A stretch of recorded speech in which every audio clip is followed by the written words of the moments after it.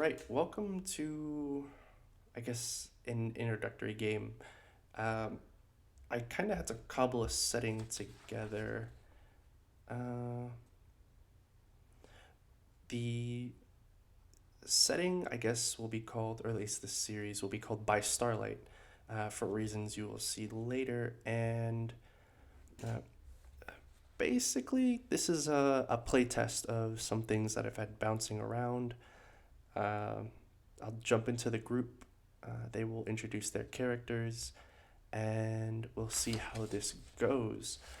Uh, By Starlight is a continuation of a different campaign that I had planned but was prematurely canceled. So I'm kind of looking forward to see how the story plays out. But by and large, it's not my story, it's our story. So without further ado, let me jump back into the call. All right, so is everyone ready? I can make up for that. Uh, I am a bard.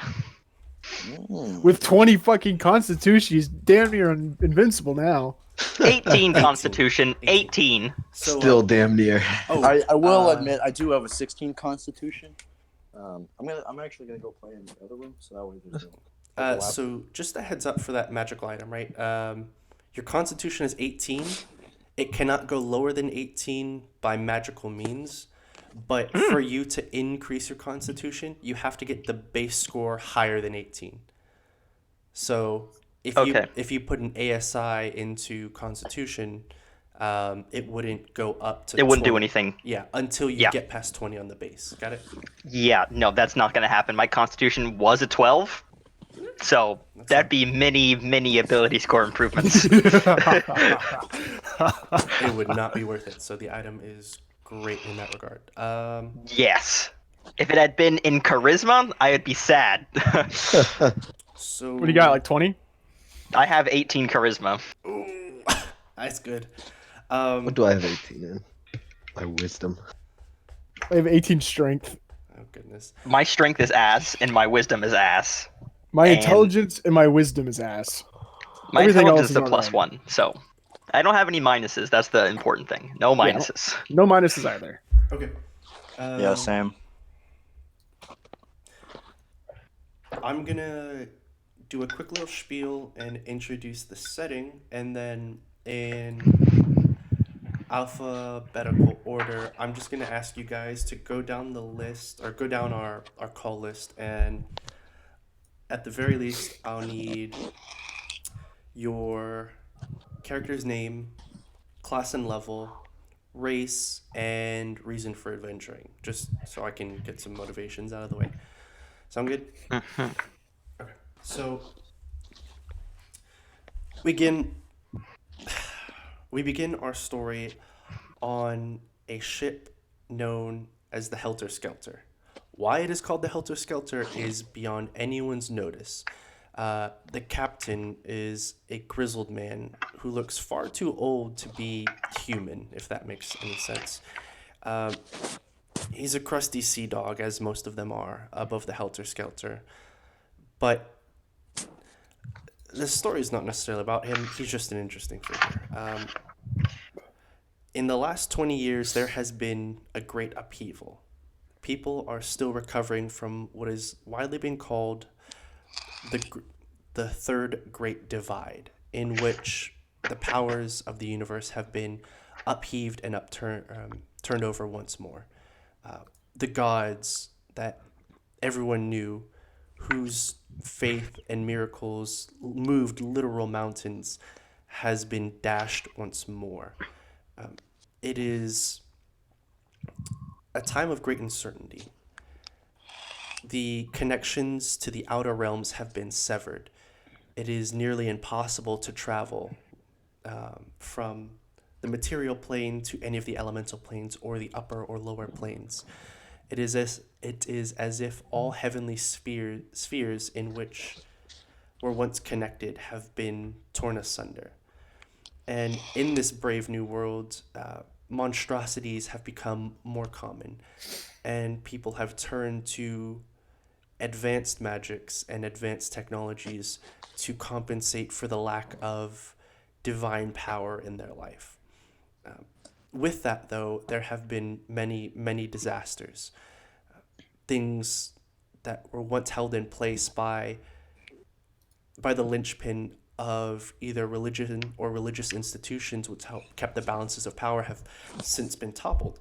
So once great cities have been turned to ash and dust, it's only the discovery of a new continent that people, and by people, it extends to the races of elves, dwarves, gnomes, halflings, so on and so forth, have kind of set themselves to a new goal, seeking out this new setting where monstrosities are not abnormal, but the normal, where creatures like in themselves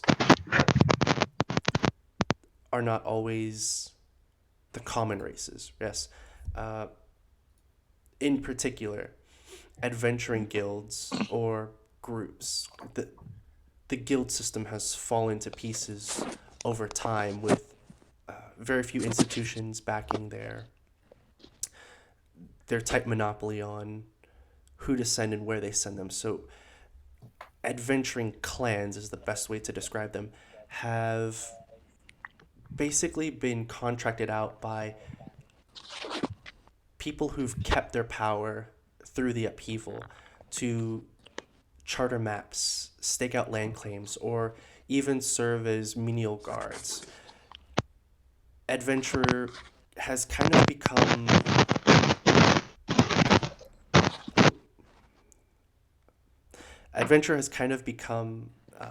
a derogatory term.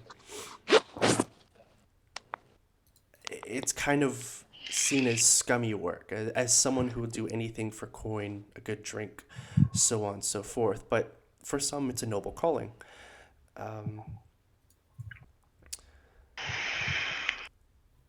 You are part of one such group who's making your way to a colony known as Starlight.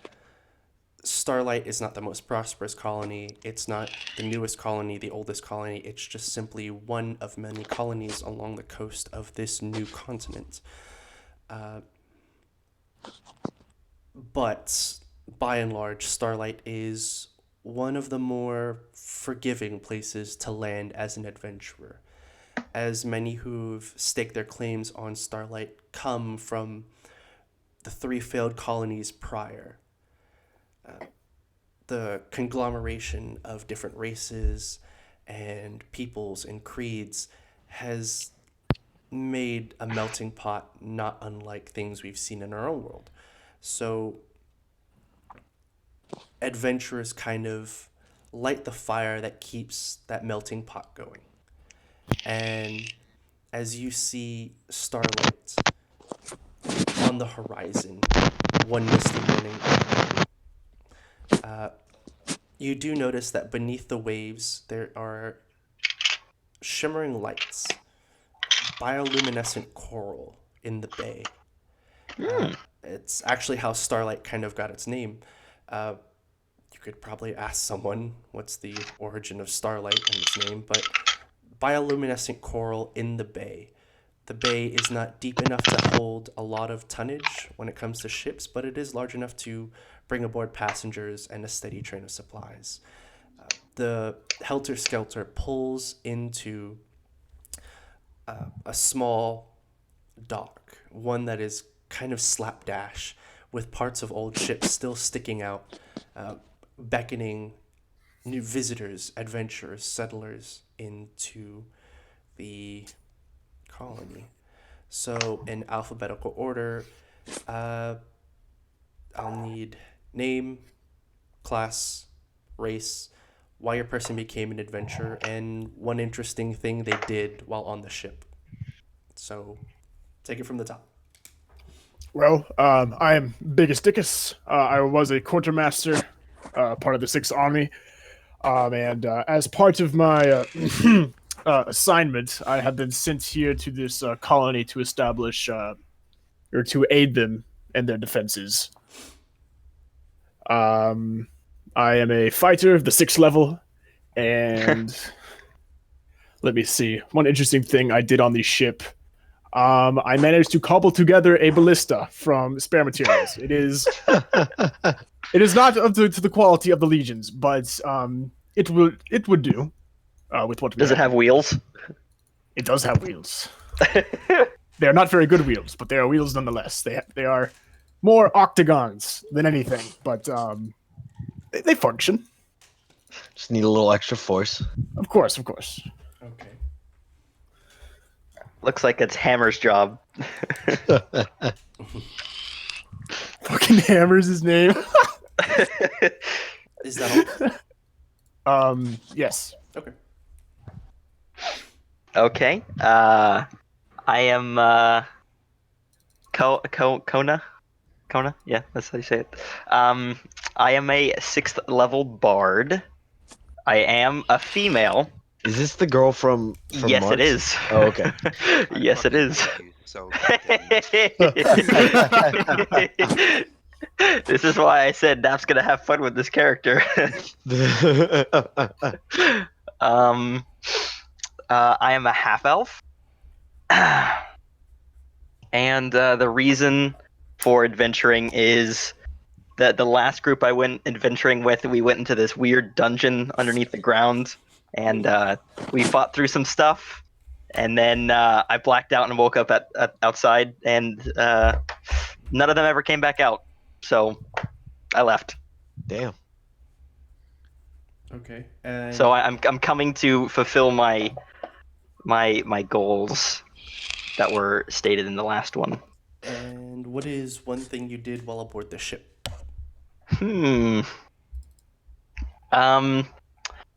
Let's see.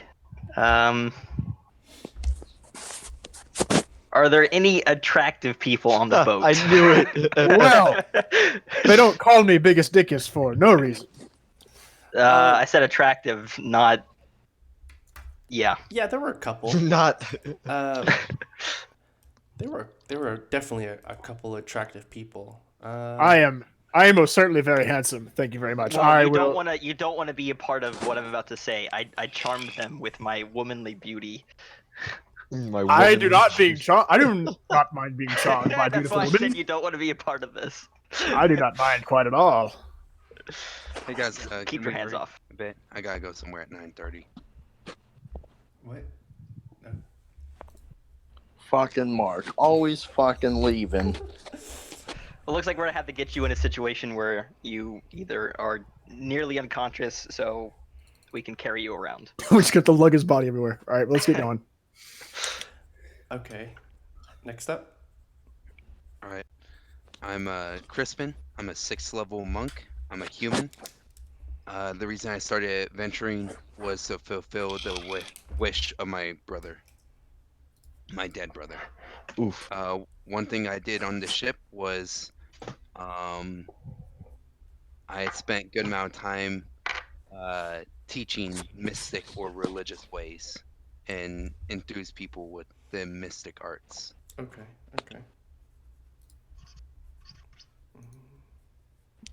Yes, I think it would be me. Up next. My name is Hammer. I am a Goliath barbarian of the 6th level, and I am searching for my brother, Sickle. I was about to ask if you had a brother named Sickle. But I was gonna I'll let him finish and I'll ask later, but no. And I seek to find my brother, Sickle, so we may unite our clan and form a mighty union of sorts between all the Goliath clans. While I was on the ship, I found some red paint, and I painted myself red and started singing the national anthem that we plan on making once we have found each other. Got it. Alrighty. And then I'm Yola, a 6th level Aarakocra druid. So basically they started adventuring because they were sage. During their research they came across this book of dark knowledge that described like how to create plagues and mass diseases and stuff like that. So I always carried around chained up and closed on my waist, and I'm looking for a safe place to hide it. Okay. And was there something else that I needed to say?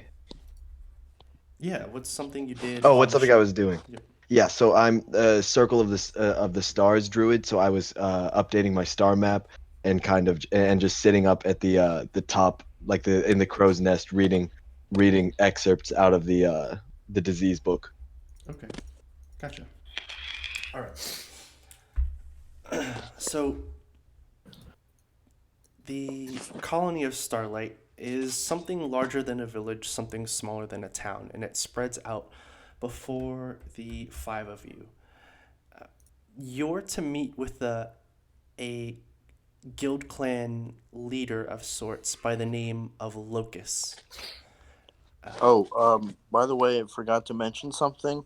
I thought I should throw this in there. I have a couple UA type things with my class. Since I figured this was a one shot, it's a neat way to test them. The main thing is my subclass is Form of the Beast, as a heads up, and I also took a feat that is being tested currently.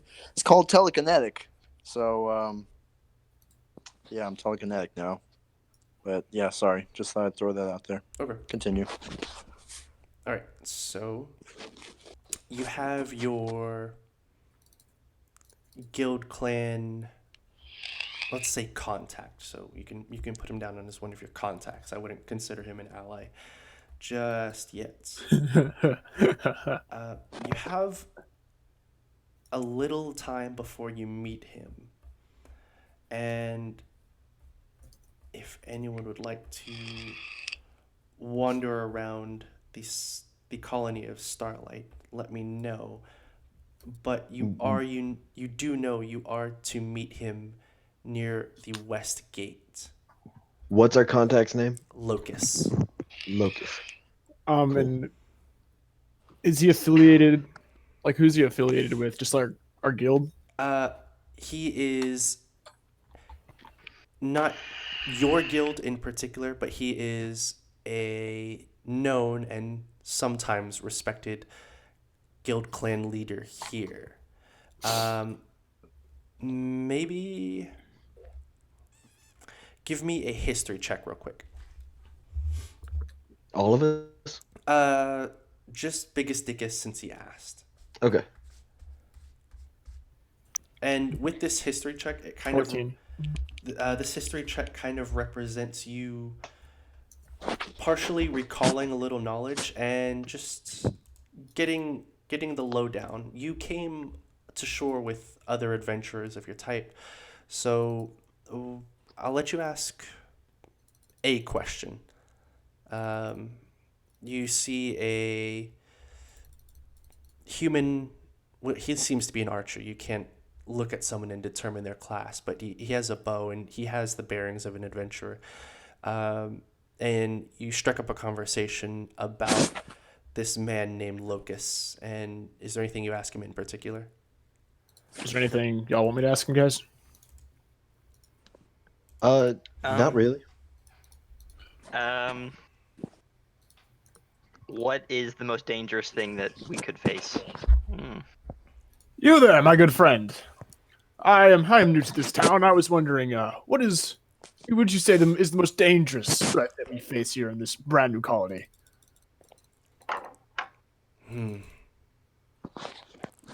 I'd say being unprepared's kind of a big threat. We see a lot of newbies go out there into the woods and never come back, or God's forbid we end up fighting them when they do come back.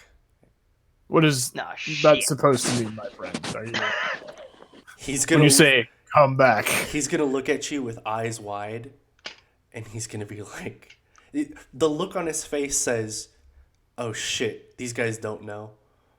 We're He's gonna literally say fresh off the boat. he's Fresh they off gonna the boat, tell us? friend. yeah, so am I, but wait, who are you with? We are with the. What clan are we with? It's called improv. We are with the Union. No, fuck off. Fuck. No, he answered first. He answered first. God damn it. Gotta It go with it. sticks. Yes, and okay. Oh, damn. Well, I guess I can give you a little bit of a lowdown. I'm supposed to meet up with some of my party members over at the tavern. Listen, a lot goes on here in the New World. We don't know why, but people who are slain will always come back, no matter what kind of sanctity or hallowed ground we bury them under. They always come back. The only way to make sure they don't is to cremate them. It's just standard practice here. I was back home for a couple weeks, but something just keeps drawing me back to this place. That's not good. How long is it until we go to meet our contact? Maybe an hour or two at most. Okay. Well, then I'm going to wait until we're about half an hour before we go to meet him, and I'm going to cast Augury. Just let me know when we reach that Okay. point. I got you. Okay. I am going to go buy supplies in the meantime. Okay. If we're doing nothing else. I need a drink. Okay. So at the moment, Is there a library in this town? there Shut up, is nerd. no library in this town, Damn. unfortunately. It would take you Everyone about else is going drinking. it would take you about Shut up, nerd. 10 minutes to an hour, depending on how well you roll, to see if there is a bookseller. But there is definitely no library. Yeah, I'm definitely going to be looking for a bookseller then. Okay, just give me an investigation check. I will go with him to purchase some such books if he Okay. will come with me to So- purchase things. Yola Absolutely. and Biggest Dickus are going to be hunting for general supplies and a bookseller in particular. I am also going to be going for supplies, and then afterwards going for a drink with the lady. Okay. With the lady. With a lady. Lady is a strong word. Disgusting. Disgusting. Okay, so Crispin, what are you doing? I'm going to go on the streets and take my cobbler's tools and not preach, but talk a good, my thing, and repair people's shoes Okay.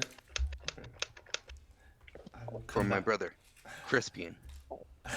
Crispian? Yeah, I'm Crispin. My dead brother's Crispian. Okay, I see where this is going. You should have been like some snap crackle pop stuff. It'd been good. No, I think Matt gets it. It's like Uhtred, son of Uhtred. Anyway. Anyway. Angecourt. Yeah. Please don't be a fighter with a bow. Okay, No, I thought about it. so let me see. Sorry, let me check your roll. 18. Okay.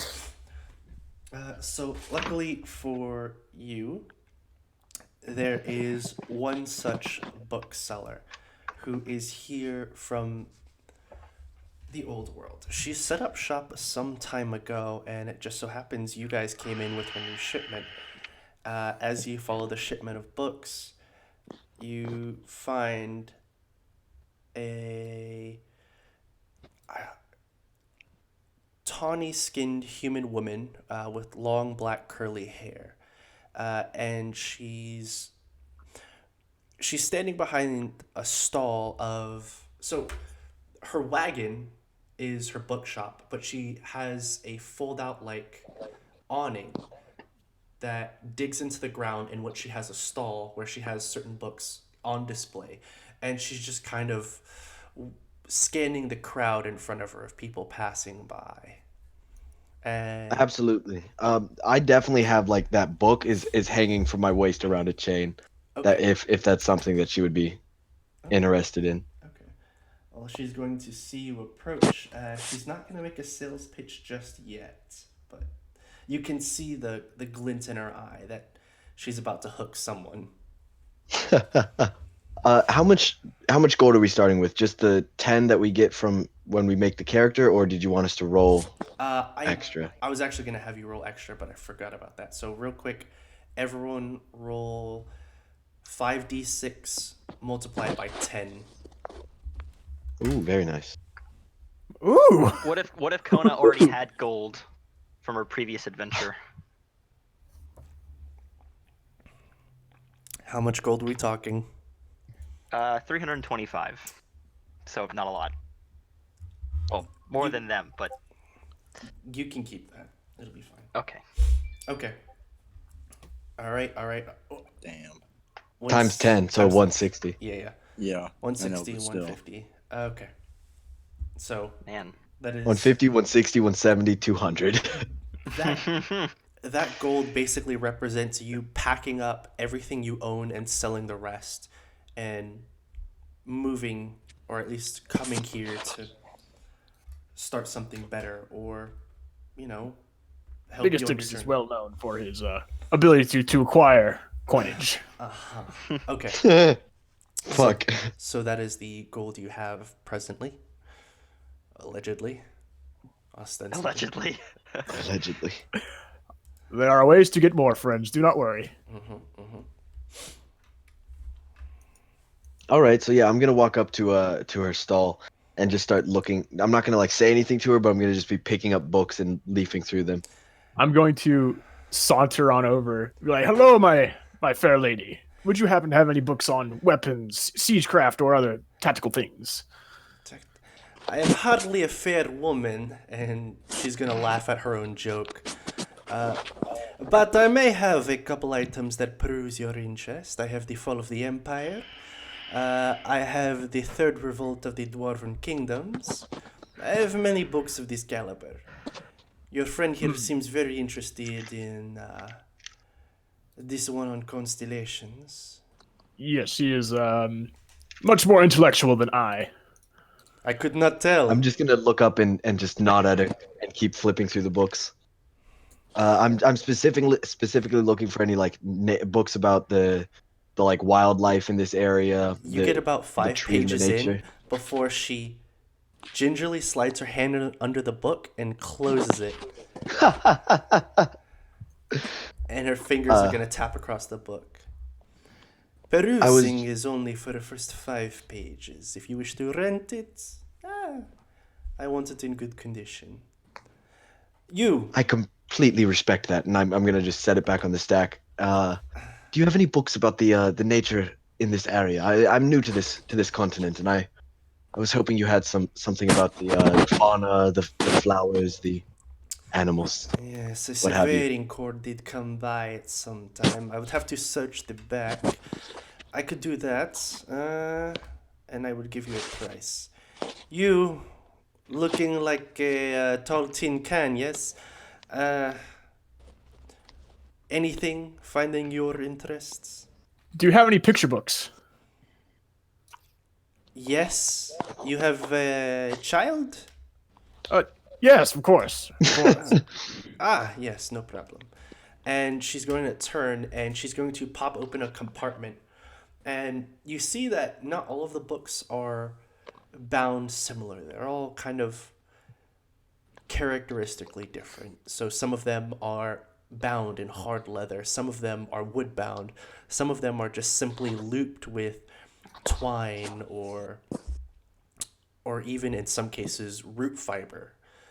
It's actually one such root fiber roped one where she pulls it out and there it is no more than 30 sheets of vellum carefully dried and illustrated with root wrapping making the binding, but she carefully slides it into a hard shell covering, and she mutters an incantation of sorts. It's a little difficult to discern, but it melds the root binding into the hard shell binding, and she opens the first few pages to show Yola that it's no trickery, that the book is real, and it does seem interesting at a first glance, but she kind of holds it between her hands, kind of looking at you expectantly.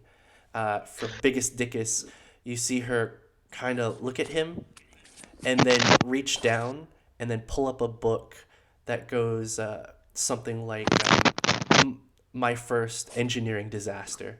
And it's about building, it looks like it's about building bridges, and that when you don't build a good bridge, people die. How much for the book? 5 silver? I'll take it. Okay. And she's going to hand it over to you. And for this, This one I got from a very stingy paladin. It would probably run you about 50 gold pieces. oh my, yes. Gold, you say? The Your audio's popping. he goes, is that the market price? That sounds like The market price for most books of this caliber is substantially higher, but audio pop. Oh, really? Still? Yeah, that's all Let me try and fix it. right.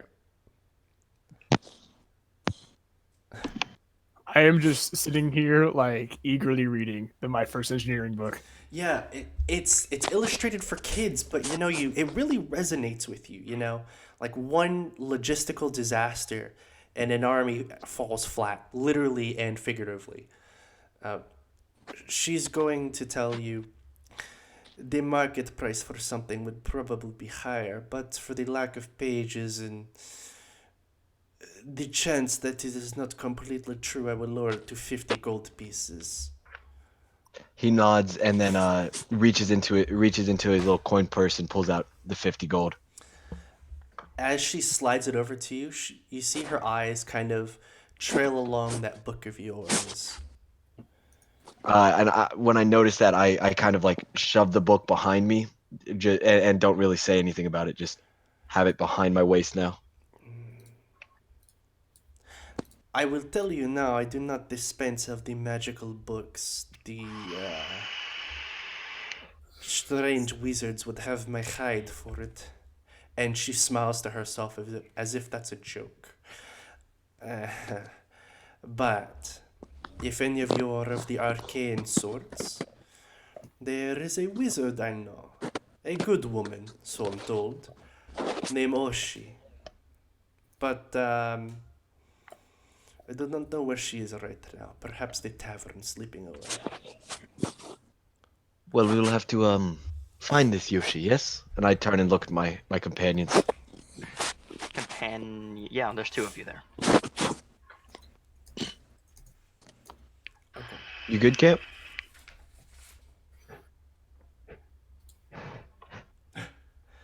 All right. I'll take that as a no. So, Biggest Dickus and Yola are out of the bookshop. That leaves Kona and Hammer, then Crispin. So, Kona and Hammer are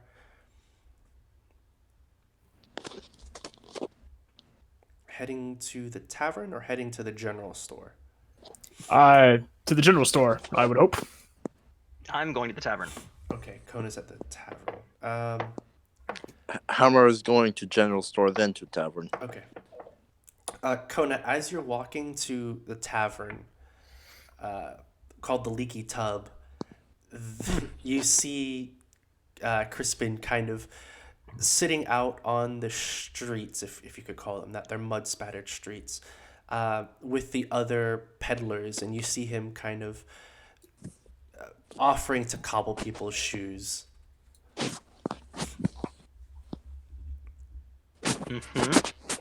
I then walk up to him and I ask him, do you want me to get you something from the tavern while I'm in there, or are you good sitting here in the mud?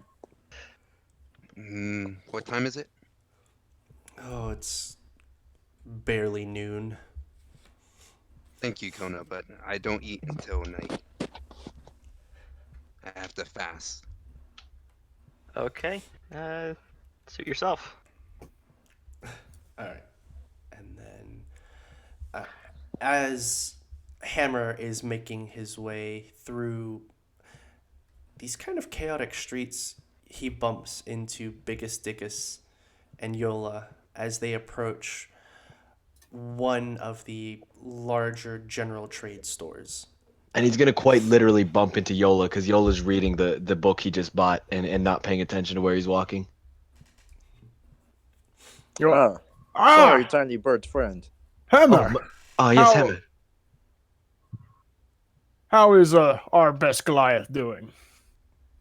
Where are you headed? Are you headed to the general store as well? Yes, Hammer is going to store to buy more things that make other things hurt. Yes, I'm going to do that too, although less on the hurting end and more along the construction end. And I'm gonna go find the a lady named Yoshi, I believe. She's supposed to be in this tavern, and I'm gonna like put my book away as I say that. I'm gonna look at him and go, give a whistle if you need anything.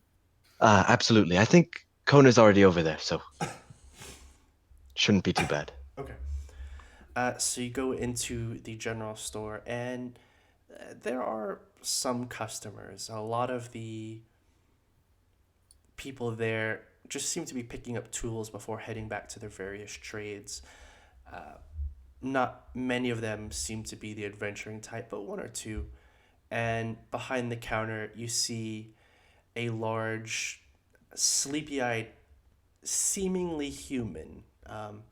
He would be definitively human were it not for his deep gray skin and like bits of twigs and leaves growing out of his hair.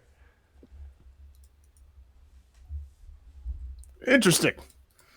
And I'm going to peruse for some items. All right, what do you need? I would like to get a mirror, a shovel, mirror and a shovel. a block and tackle. Here, I'll get you a list. No need to spend money. Hammer has a shovel already.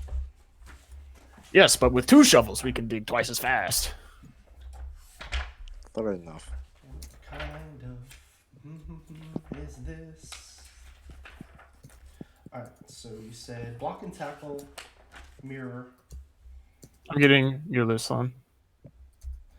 gold piece for the tackle. Mirror Let me see. is 5 gold pieces, that's 6. Let me.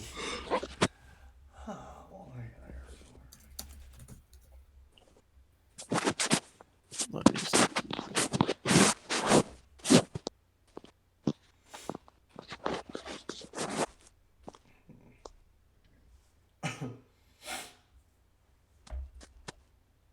Let me see.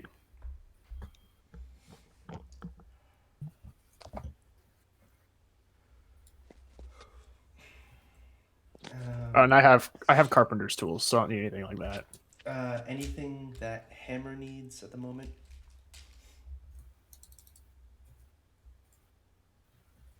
Nada. Hammer. Yes. Sorry, I am doing this on my phone since I neglected to bring computer. Hammer would require some how would you say potions that increase your health.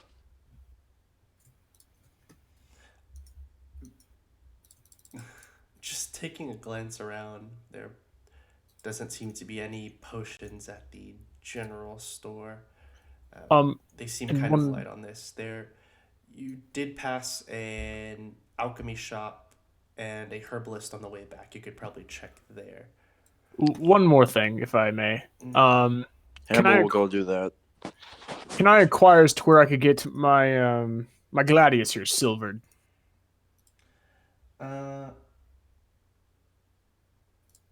The shopkeep is gonna say, "Oh, feller, you want to get your thing there silvered?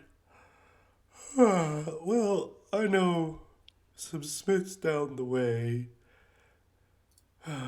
Silvering costs a pretty penny, but if you think it's worth it." And he's gonna point with like a outstretched hand, like he's not even bothering to like point a finger. It's just like he's limply pointing with his wrist. in the same general direction as the alchemy shop and the herbalist, strangely enough. Then I shall go with my Goliath friend. What a coinkadink. So I go get this gladiator silvered. Okay. Okay. And as you go, we'll stop by the alchemy shop. Oh, and how much for the things that I purchased? For the mirror and the block and tackle, that's 6 gold. What else did you want there, feller? 100 feet of rope, signal whistle, shovel, and a sack of flour. Oh, I don't sell flour, but I sell the sack. In total, that'll come up.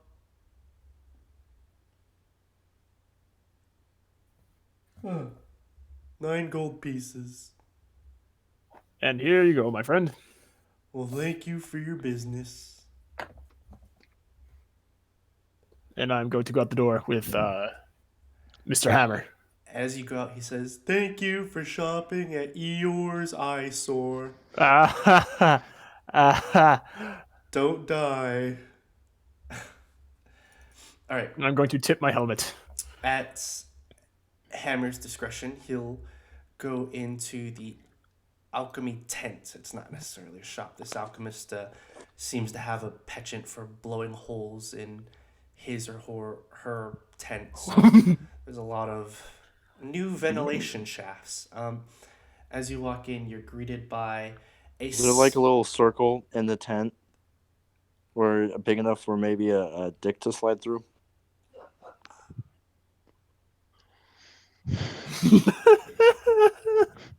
Standing atop a stool and a small alchemy set is a spindly gnome. "Hello, welcome to my shop. What do you require?"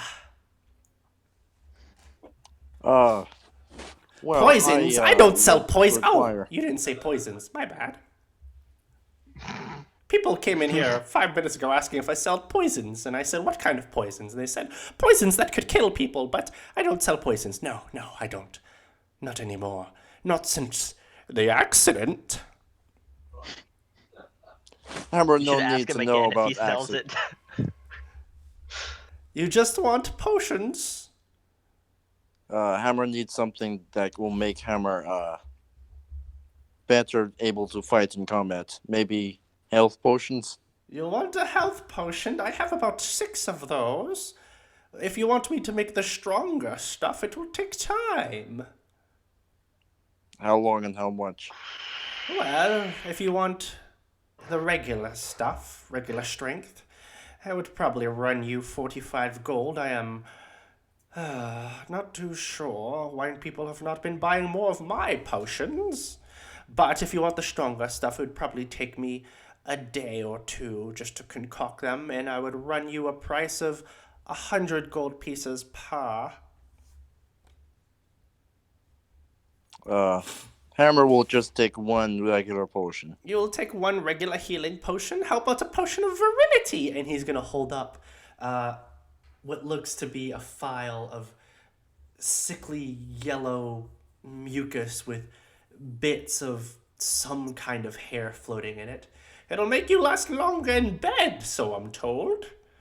I can't tell you much about the smell. It's probably How much for it? 6 gold pieces. Ha ha ha ha. Heavens no. I'm gonna look at them and say, well, they don't call me biggest dickers for nothing, but I don't need that much help. Your name is Large Phallus Man? Yes. Phallus man. That is quite odd. Well, technically I am of the Dick Eye family, but we, singular Dickus, so on and so forth. Ah, so are you head of the Dick Eye family? No, that would be my father, Bigger Dickus. Ah, so he's the dickhead. One manner of speaking, I suppose. Yes, I suppose I'm more of the shaft of the family. I support everybody. Ah, yes, the tip of the spear and then the shaft. Yes, we are. Who's the fellow Quite- that holds it? Ha ha ha. Or that would be my mother. She is the anchor of the family, I suppose. Just holding us all together. That has weird connotations when you think about it. Ah, yes. And I do have a younger brother, though. His name is Testicles. Interesting. Well, my name's Sarsaparilla Greg. Nice to meet you, big phallus man. And a pleasure to meet you as well. I'm not here for any potions. I am more up for killing them myself than letting some, concoction do the work. With respect to you, of course. Ah, no problem. It's not like my concoctions kill people. Oh, of course, but a big strong man like me, it shames my honor if I just use a little potion to do the trick instead. Very much so. And then, is there anything else you guys need in this tent? No, Hammer will be on his way to the bar. Gotcha. Okay, Hammer's on his way to the bar. Biggest Dickus, you go to a blacksmith. Seems to be a half-orc kind of begrudgingly pounding away at some dented armor. You catch his attention, and he looks up at you. All right, what you be having? I was wondering if I could get this silvered, and I'm going to draw my gladius. Aye, this is a fine piece. Looks a bit standard issue. Looks a little short for some of your stature. You sure you won't want something longer? No, this will do just fine. And then I'm going to point to the spears on my back and go, I have things for range as well. Do not worry. Yeah, all right. You want a silvered? Yes, please. I would like to get this fine piece here. Silver, don't know. I'm going to be facing out there, and Yeah. given my lack of magical abilities, it seems prudent. I've got you. So how much is it going to run me, friend? I'm running on a backlog. It'd probably take me 3 days or so. Listen, all the other blacksmiths are here on backlogs too. Ah, that's fine. And I'm going to pull out my spare gladius All right. and give that to him. All right. I'll be 100 gold pieces. Oh, good lord. I'm on soldier's pay right now. Is there any way that we could bring it down just a tad? Look, it's gonna cost me enough silver just to. Do you know how hard it is to actually silver these things? Oh, yes, I am an armorer myself. I've worked with many forgers. Well, not forgers, but hammerers. Forgers just sounds wrong. Then you'd need to know that I've got to get some good silver, not the pure stuff. The pure stuff falls off instantly. I'd have to anneal it to the blade, taking a lot of time, and then I'd have to carefully make sure none of the pieces have any cracks in them. So it takes a fair bit of trouble, you see. So 100 gold pieces would cover my expenses, getting the damn silver, and then compensate it for my time and effort, you see. I see. You make a good argument. And I'm gonna give him 100 gold pieces, and then I'm gonna give him an extra 5 and say, make sure it's done very well, sir. All right, my best it is.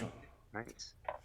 And you see, he doesn't exactly throw it in the pile behind him, but you see there's a barrel of things he needs to get started on ASAP. But he's clipping at a good pace.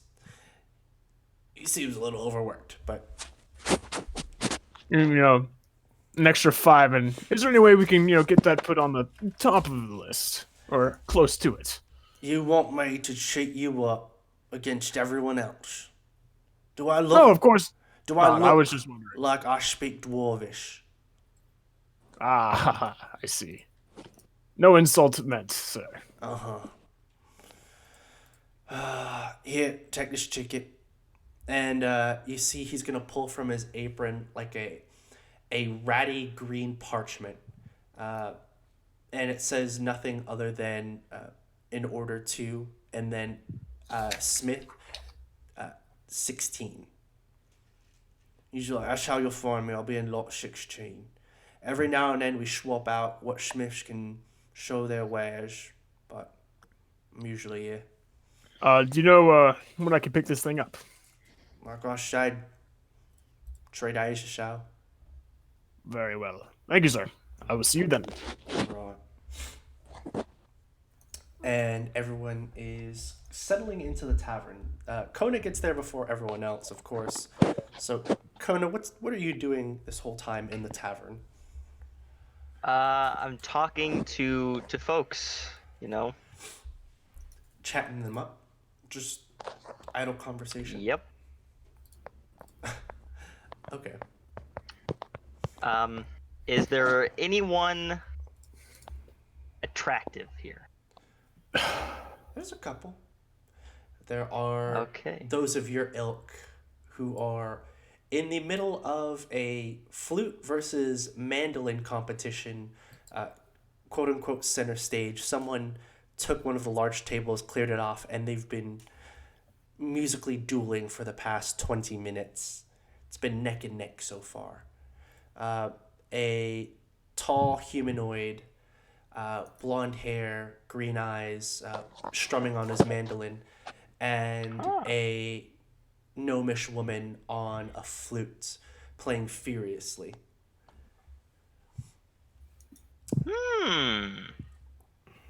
The tension's palpable, if you catch my drift. I will engage with them. Oh, you will turn this two-way into a three-way. Gotcha. What instrument do you play? I have a lute and a flute. Ah, interesting. Which do you play? I will play the lute. The lute. Okay. Give me a performance check. Yes. Yes.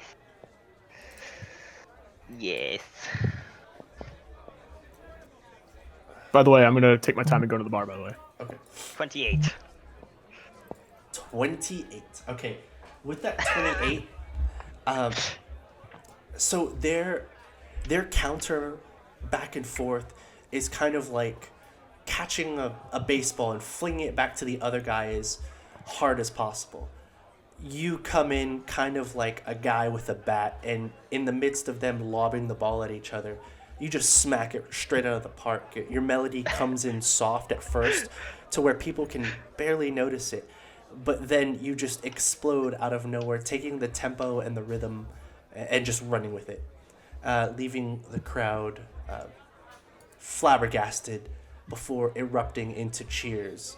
And after showing your musical dominance, both the gnome and the human kind of play under your melody, adding in harmonies and dynamics, making your impromptu jam session into the oh, look at Kona showing off kind of thing.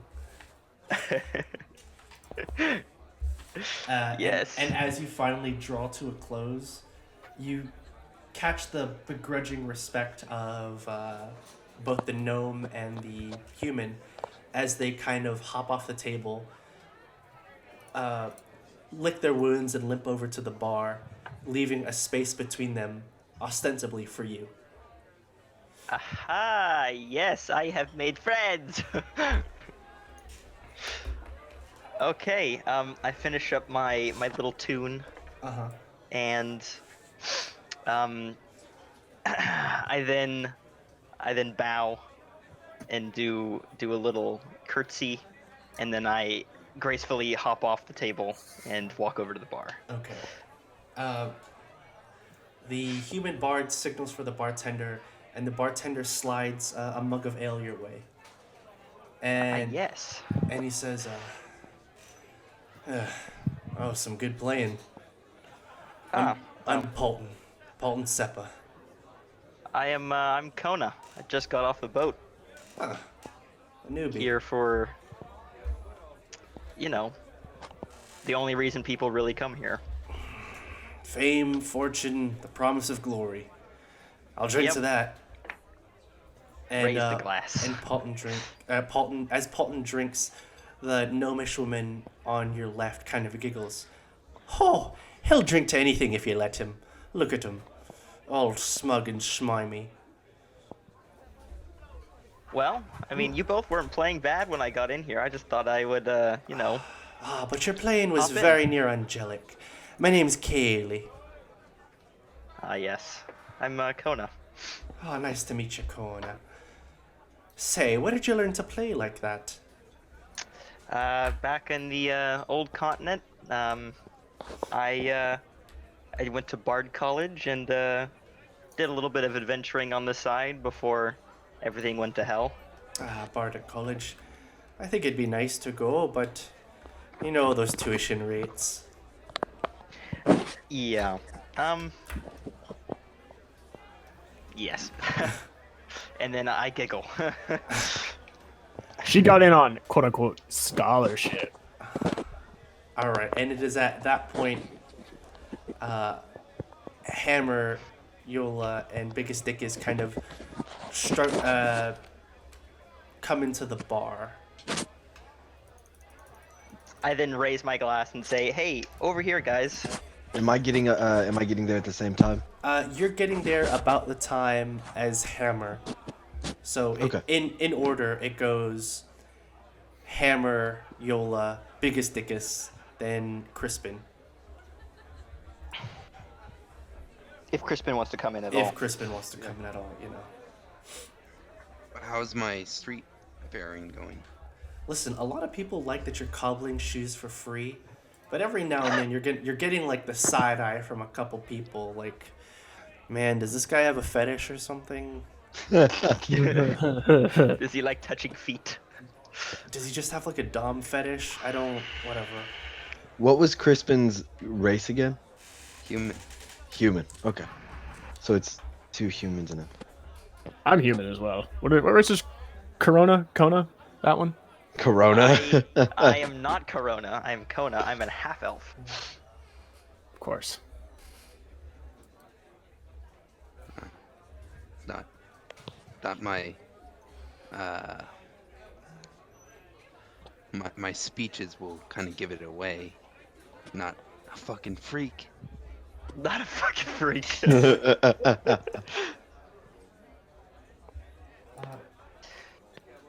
Crispin, real quick. Make me a perception check, since you're the one that's been quietly observing people. 20 plus. Fucking cunt. 10.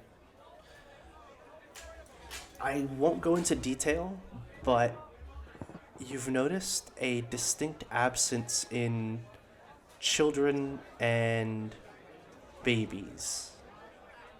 Oh, fuck. That's something for you Yikes. to look into later. But that is something you notice after an hour of preaching and cobbling. Cool. Strange. Cool. Yola and Hammer, you see Kona sitting at the bar, or the bar counter, with 2 people you've never seen before, and she is waving for you to join. Can I do a look around the room and see if I see anybody that might be Yoshi? Okay. Give me a general perception check for now. Okay. Thank God I'm a bird. Damn it. A 9. The crowd is too jumbled up and still a little rowdy from the performance that you walked in on. Okay, then. Yeah. Yeah, I'm gonna head over towards Kona then. Okay. All right. What about you, Hammer? Hammer is going to walk up to the bartender and ask for the biggest glass of or horn or cup of ale that he has. He's gonna give you a look. He's gonna go, and he pulls up a bucket. He's gonna look at you pointedly, like, "Is this good?" He's not gonna say it. He's just gonna look at you. Like, Do you have anything bigger? Give him the whole damn keg. Just pulls up a barrel. he's gonna whistle, and you're gonna see one guy at the end of the bar go, "Fuck." And he walks to the back, and he's rolling out a barrel, and like he has to like strong arm to put it onto the counter, And he jerks his head. Is that good? That will do fine, yes. For now. How much gold? He holds up 2, 2 gold for all and then that. he holds up 0. 20. That is fair enough. And I give him 20 gold. And I just lift it up onto my shoulders and I walk over to Kona. You mind if you share some of that with me? And I hold out my now empty glass. That depends. Do you find me attractive? For a Goliath? Sure. Well, you come into my tent later on tonight and give me a little lovin'. And then That won't be happening. the male bard is going to go. Is this your usual? And then I look over at him and I'm like, what do you mean? If that's how you flirt with people, I'm amazed how you play it. And then I look at the big guy with the ale and I'm like, hey, with him? No. I mean, he's got some nice With- abs. Well, what do you expect? He is gigantic giant boy. He's takes a lot of strength to move that big thing around. Oh, Oh, don't you worry. so you have. I can handle my dick. And then I want to cast a spell on you, but I'm not going to. Actually, speaking of which, can I use my telekinetic powers and cast and mage hand and push her towards me?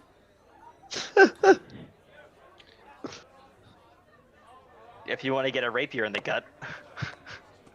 A tavern brawl? Well, let me get in the room first, okay? I do believe Mage Hand cannot forcibly push a creature. Objects, Yeah, yes. but it can. But she's a woman. Oh. You shove one creature you can see within 5 feet of the spectral hand created by your mage hand spell 5 feet away from you.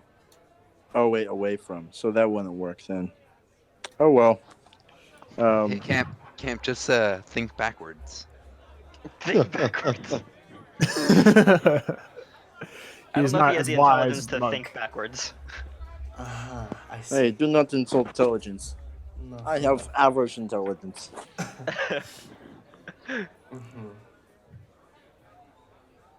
Technically, it's negative, but my telekinesis gives me +1. So in that case, it is positive. And negative since it is 0. Okay. I will start chugging. Okay, the whole thing? I'd say about a quarter of it. Alright, I need 1 con saving throw. And as Hammer is chugging an entire, barrel of ale, that's when Biggest Dickus and Crispin come in. And I'm then gonna I signal for them see. to come over. I'm gonna see Hammer chugging away on a barrel of ale, and I'm gonna immediately run over, and I'm gonna slap him on the back and be like, "Oh, are we having a drinking competition now?" Is it? You said it's a saving throw, right? Yep.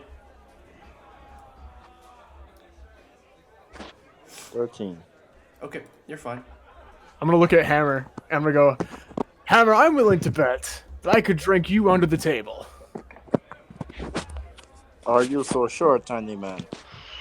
Well, I am not tiny everywhere, you see.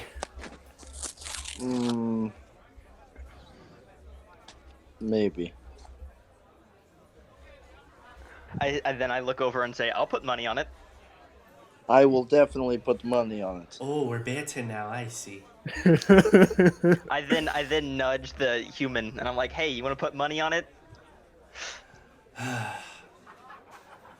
I was taught to never bet on people with bigger packages than me, but sure. I got 2-to-1 odds, says little guy outdrinks big guy. Little guy, what? Little guy outdrinks big guy. During all of this, Yola is just reading the nature book. Okay. I then Yeah, I then ask the bartender for 2 more glasses of ale. And he slides them over. And then I look and I go, how much? He's gonna look at you, and he's just gonna nod, and you get that it means on the house for your performance. Aha, yes. I then go over to Yola and I put down one of the glasses of ale in front of him and I'm like, enjoy your time. Come on. We had plenty of time to read on the boat. Ian, you had that book around your waist the whole time. Yola looks down at the book on his waist and then closes the book he was reading and puts it away and takes the cup and like sips from it slowly. I then What say, does it there you taste like? go. This is bitters, so it's very bitter, low alcohol content. Okay, that'll work. Yeah, Yola will sip at it, kind of cringe his face up a little bit, but he doesn't complain. Kind of just smiles and nods at Kona like, oh yeah, it's great. Yola, give me an investigation check real quick.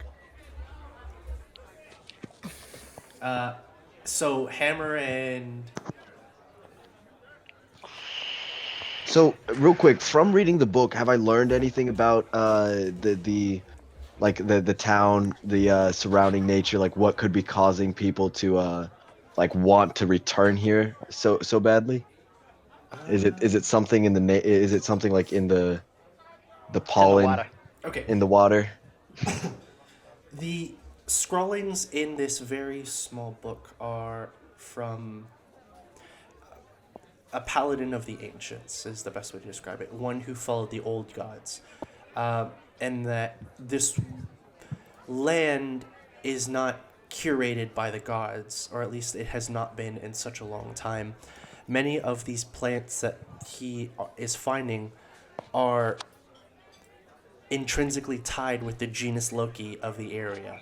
So he's The genus which? genus Loki, Okay. like the natural spirit of a region. Loki. Yeah, and he surmises that many of these plants wouldn't be able to survive in the old world, just because they require a high density of arcane energy to thrive and bloom and spread. The air here, he notes, is dense in a way that the air is dense after a rain shower. How people who breathe it in don't realize that they are slowly getting addicted's the wrong word, but slowly getting acclimated to the way that the world was before the gods took form, sucking up all the natural energy of the realm itself. Realms, lands are naturally magical. It is kind of like gravity, which pulls magical particles and energy towards large sources, a la the gods.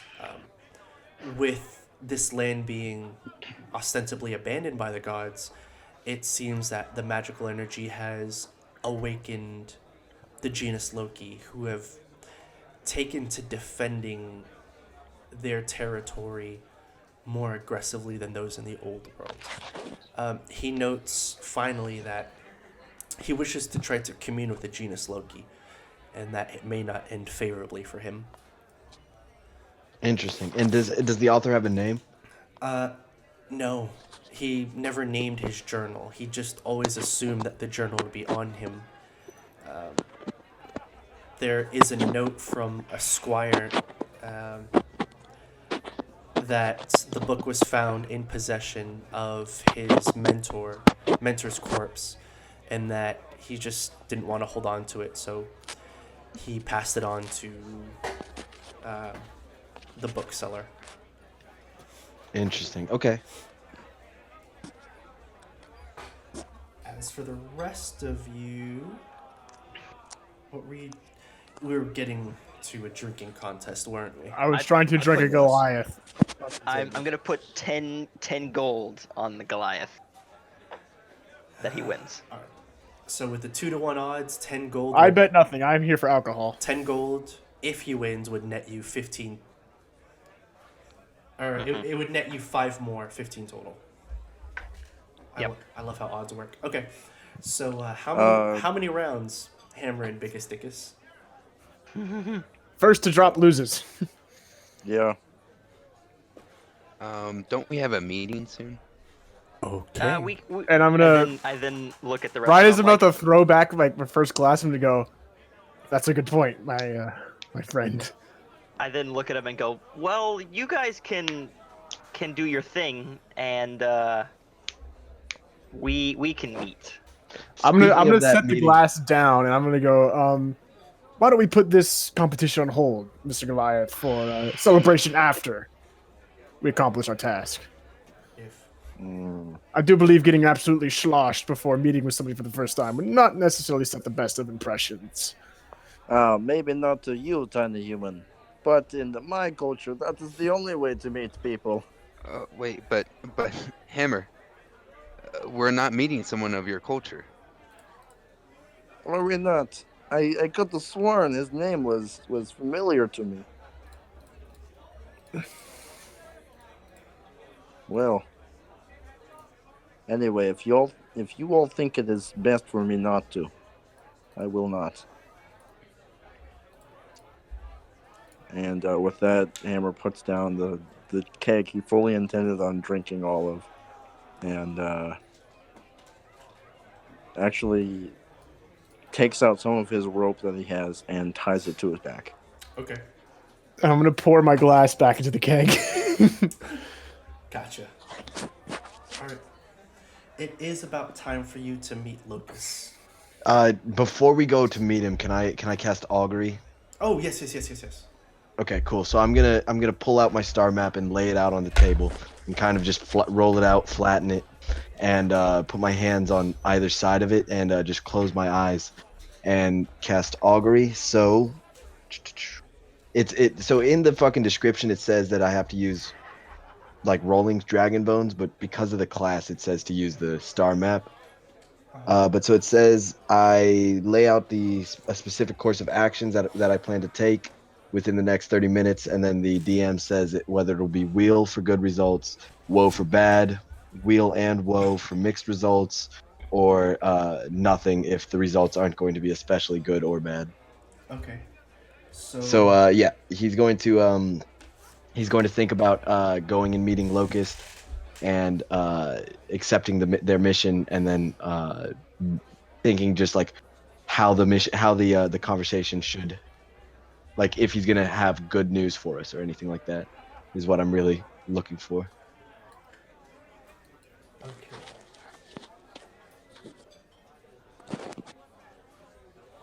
Okay. The spell does not take into account any possible circumstances that might change the outcome. So you're thinking specifically of taking upon. Just to clarify, you're specifically taking on the assignment from Locus. Yes. Okay. Oh fuck. It's going to give you wheel and woe. In the star maps, you're going to see a constellation of the hunter, which represents fortune. Um, but you're also going to see the constellation of the dragon, which represents great danger. Alrighty, so I'm gonna roll the map back up and slide it into the tube I keep it in, and then I'm gonna look at the party and go, well, I believe it is time to go and meet our friend Locust. We should be careful. It seems that he is offering us a mission that will have some great dangers behind it. Truly magnificent danger, but the reward should be well worth it. Well, reward is all I need to hear.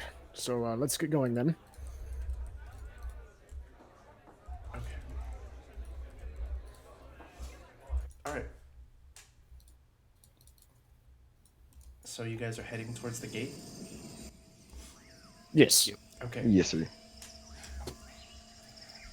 Now that the morning has passed, you begin to hear the sounds of the nearby forest as animals begin to go about their daily business. You hear the chirping of birds, the clicking of bugs, occasionally you'll hear a rumble. Not loud, not close, but something in the distance like thunder. You see a lot of people are already setting out into the forest. Small parties, large parties, a couple people with horse and oxen trying to lay out signposts and roads. The western gate is a double gate, so there is the outer gate and the inner gate. The outer gate is constructed of light wood. The inner gate is constructed of heavy metal. The outer gate also seems to be larger, as in like the slats or the gaps between each of the cross sections is significantly larger than the gaps between the metal gates. You spot a figure standing by their lonesome by the gate. A bald-headed man with deep olive skin and a clean-shaven face. He wears long chainmail with like green cloth wrapped around him. On closer inspection, it's not cloth, it's dampened leaves that have kind of clustered against a cloak.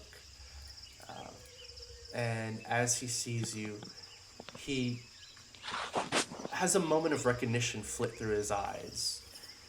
The person before you is Locus, the Bounty Hunter.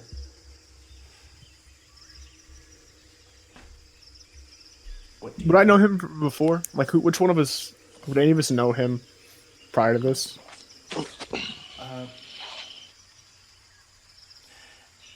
He's done some time for the army. He's been around the world once. Sorry, he's been around the world twice. He's talked to everyone once.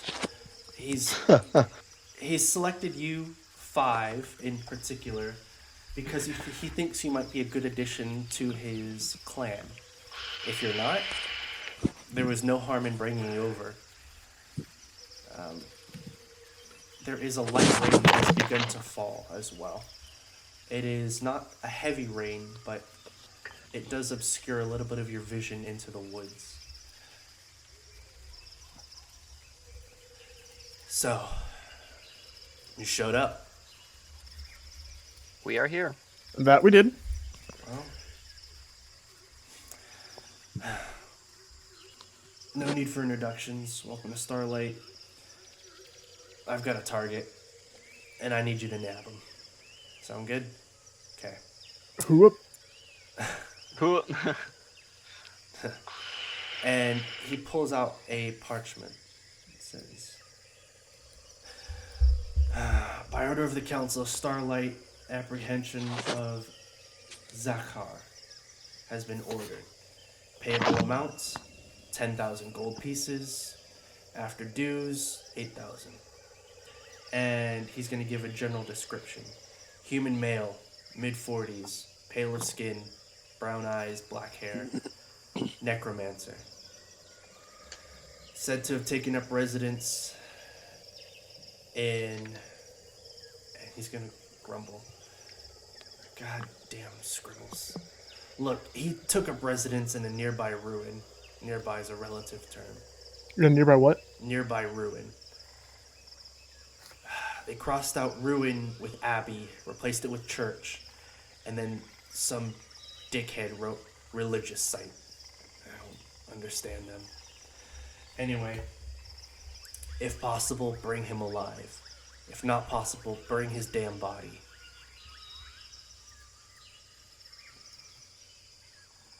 Any Let's do it. questions? When you say necromancer, just how dangerous should we be? Well, if he's like any of the other wizards I've hunted, you gotta catch him by surprise. If you meet him on his turf, he's gonna have a lot of tricks up his sleeve. Oh fuck. Hey guys, I gotta go. I'm sorry. Like I Bye, said. Mark.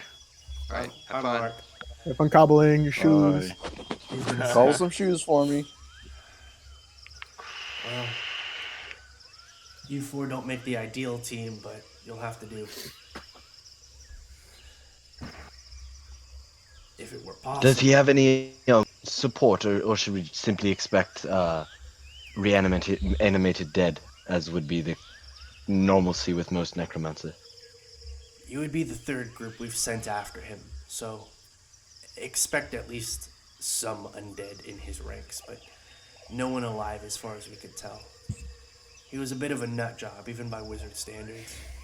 And I'm going to be looking at the tree line and the plant life. Has he corrupted them?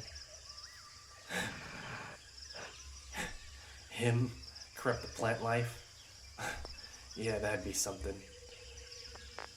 No, I don't believe. Just don't die out there, okay? No promises, but we'll do our best. And then he's gonna look at someone else. If this one dies out here, burn his body. Got it. Which one? Oh, The bird. Listen. And he's gonna look at the bird. He's gonna look at the Aarakocra. You gotta have some confidence out there. Caution is good. But without confidence, you're gonna be shaking in your boots the whole time. ah, yes. No, absolutely. And I'm going to form an ice knife in my hand and then cause it to disappear. I think that I will be able to handle this. Alright. But he is definitely a little jittery. Best of luck. Have you packed up on all supplies? Did you get extra socks, extra water skins? Water's hard to come by out there. Yes, Mom, I packed 3 pairs of underwear. Hardy har har. Well, We need to go buy some things first. alright. If you need to stock up, stock up. I've given you your parameters. Go nuts. Come back alive. And you That's can, the goal. if you need me, I'll be with the clan in our tent. It's gonna be the big ass tent, black, with green locusts on it. Got it? Mm-hmm. Aye. Alright. Oh, real quick, I forgot to do this earlier. One of my other things as the circle of stars, I have cosmic omen, so I roll a d6, and then if it's an even, I can add a d6 to a character I can see within 30 feet's attack, saving throw, or ability check, and if it's odd, I can subtract that. So I'm just gonna roll the d6 real fast. Go for it. 2. So it will be wheel, Alright. and I get 4 uses of that. He's gonna say, that being said, just the man is the mission. Anything else you find is yours. Keep it, pawn it, I don't care. The guild will take its dues. You'll get your reward. Everything will be even, Steven. Alright, so is there anything you guys want to do or ask before you head out? I want to buy a cart and 3 barrels of water. Okay. And real quick, Mr. Goliath, Mr. Hammer, What is that? would you be able to pull the cart, or am I going to have to purchase a draft animal for this?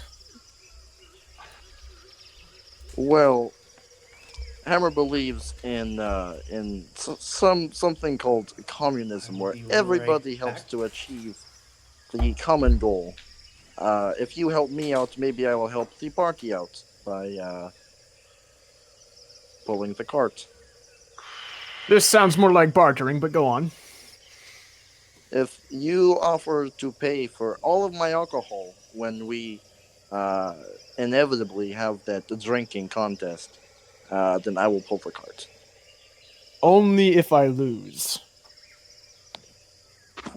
What was that? I will pay for all of your alcohol if I lose our drinking bout. How about that? Fair enough. And Hammer will now pull the cart. I would Alright. like to go and find Yoshi before we head out of here. And before we head out, I would like to make a scorpion. I'm making it technical.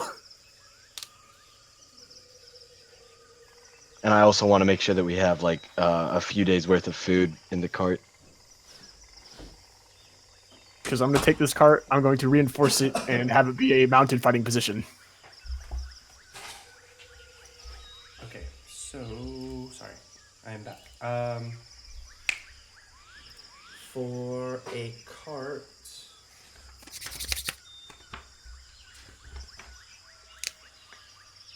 will cost you 15 gold pieces. Alright. And what kind of draft animal do you need? His name is Hammer. Oh, you're not gonna get a draft animal. Got it. All right. 15 gold pieces for the cart. How much for 3 kegs of water? Okay, this may seem like a stupid question, but it's really not. 3 kegs of fresh water or salt water? That's a fair question, actually. Fresh water. Fresh water. All right. That will run you 6 gold pieces per. Alright, so hold on. Where's the calculator? Alrighty. 18 plus 15. So 33 gold so far. Yeah. And then I'm going to take the supplies I have and go find some trees. And I'm going to make a one-man ballista, also called a scorpion. And then while he's doing that, I want to try and find Yoshi and also buy like 7 days worth of food for all of us. Making a ballista would take you the better part of 6 hours. Can I sit in the cart and do it while we're traveling? Collecting the wood, fastening the rope, and doing all that would collectively take you 6 hours. How long would it take me to collect the wood? No more than an hour or 2. While they're doing that, I'm going to collect enough wood for a ballista and then some wood for also armoring the cart. Okay. As you walk up to a gnarled oak that still has enough straight lines for you to make use of it, you swing an axe into it. There's a nice, satisfying kerthunk. And roll a perception check. Oh, son of a bitch. Oh fuck! Because of the Loki, I didn't tell him about the 6! Loki. Okay. There's nothing out of place. It's just a piece of tree. But out of the corner of your eye, you notice a couple adventurers flinch every time you hit the tree with your axe. Fuck. And I'm gonna set the axe down at my feet and go, well, I've never seen a man do some hard labor, boys. Yeah. Sure, guy. Sign your own death wish while you're at it. And Death wish? They're gonna carry on. They got their own adventuring to do. Okay. Weirdos. So Biggest Dickus is collecting the wood. Yola is grabbing provisions of food for 7 days. That would run you... Heart attack. Darn it.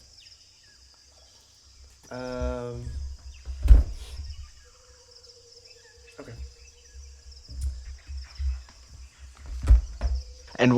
And definitely, it would definitely be all hardtack because Yola's a bird. Yola is gonna love the hardtack. Doesn't give a fuck what everybody else thinks. Nice. Rations 1 day for 7 days.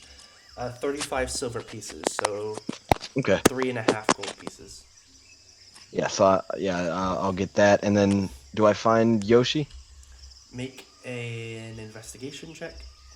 Investigation.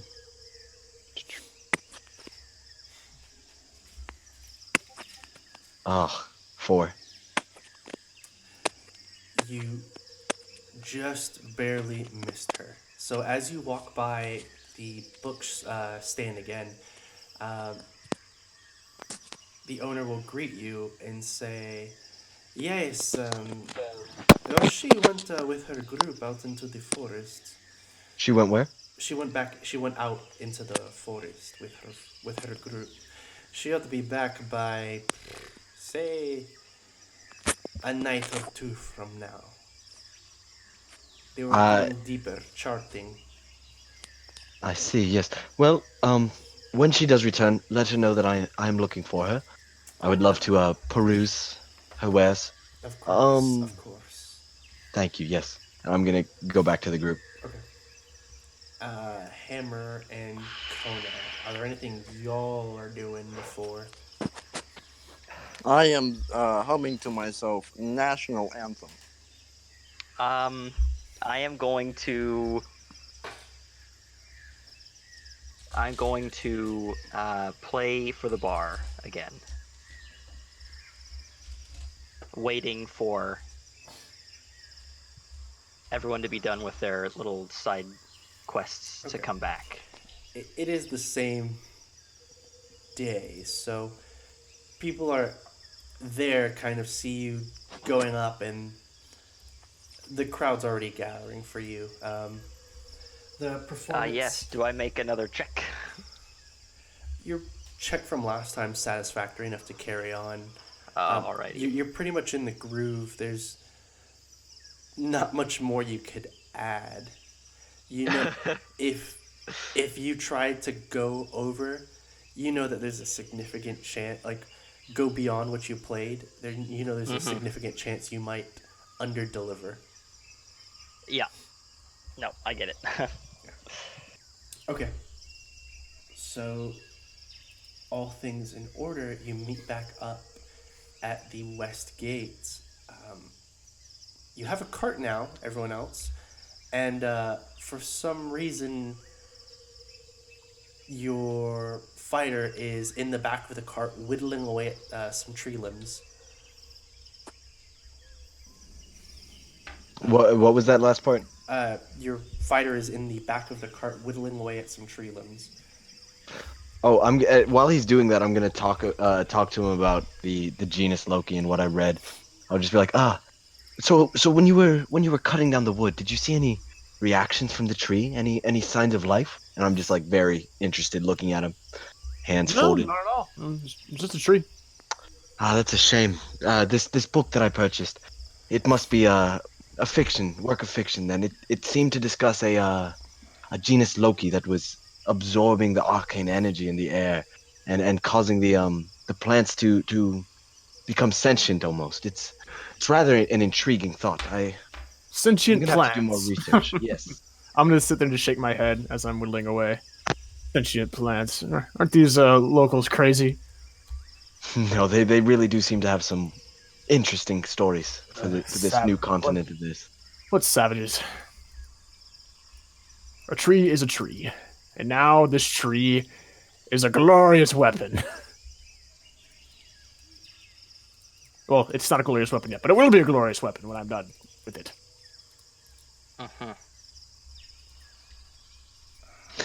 Yes. Well, I'll let you get back to that then, my friend. And I'm just gonna be like looking intently at the nature around us. And can I like roll to see if I see any signs of the genus Loki in the wildlife? Give me an Arcana check. An Arcana. It's Okay. nat 20, you realize that it committed murder. 16. Okay.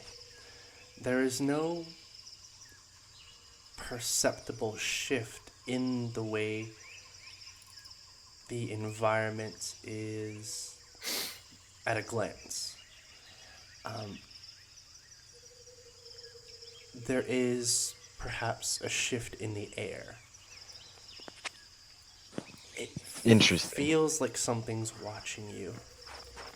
And you are peering deep into the woods, and you hear a sharp scream in your left ear. I'm gonna like look around, look to the left, and look at everyone else. And go, did you hear that? Somebody's in danger. I'm just gonna go, huh? You guys didn't hear anything. I'm gonna like What are you look talking up about? from what I'm doing, and then immediately go back to whittling. And I'm gonna just look at everybody and realize that they didn't hear it, and just kind of sit there deep in thought, wondering what that might mean. I'm gonna mutter to myself about savages and barbarians. Hmm. And so, real quick question: would you say that Biggest is sitting to my left? However you want to arrange yourself in the cart is Okay, I was just wondering if maybe the screaming was coming from his whittling. at the moment. At the moment, I kind of imagined um,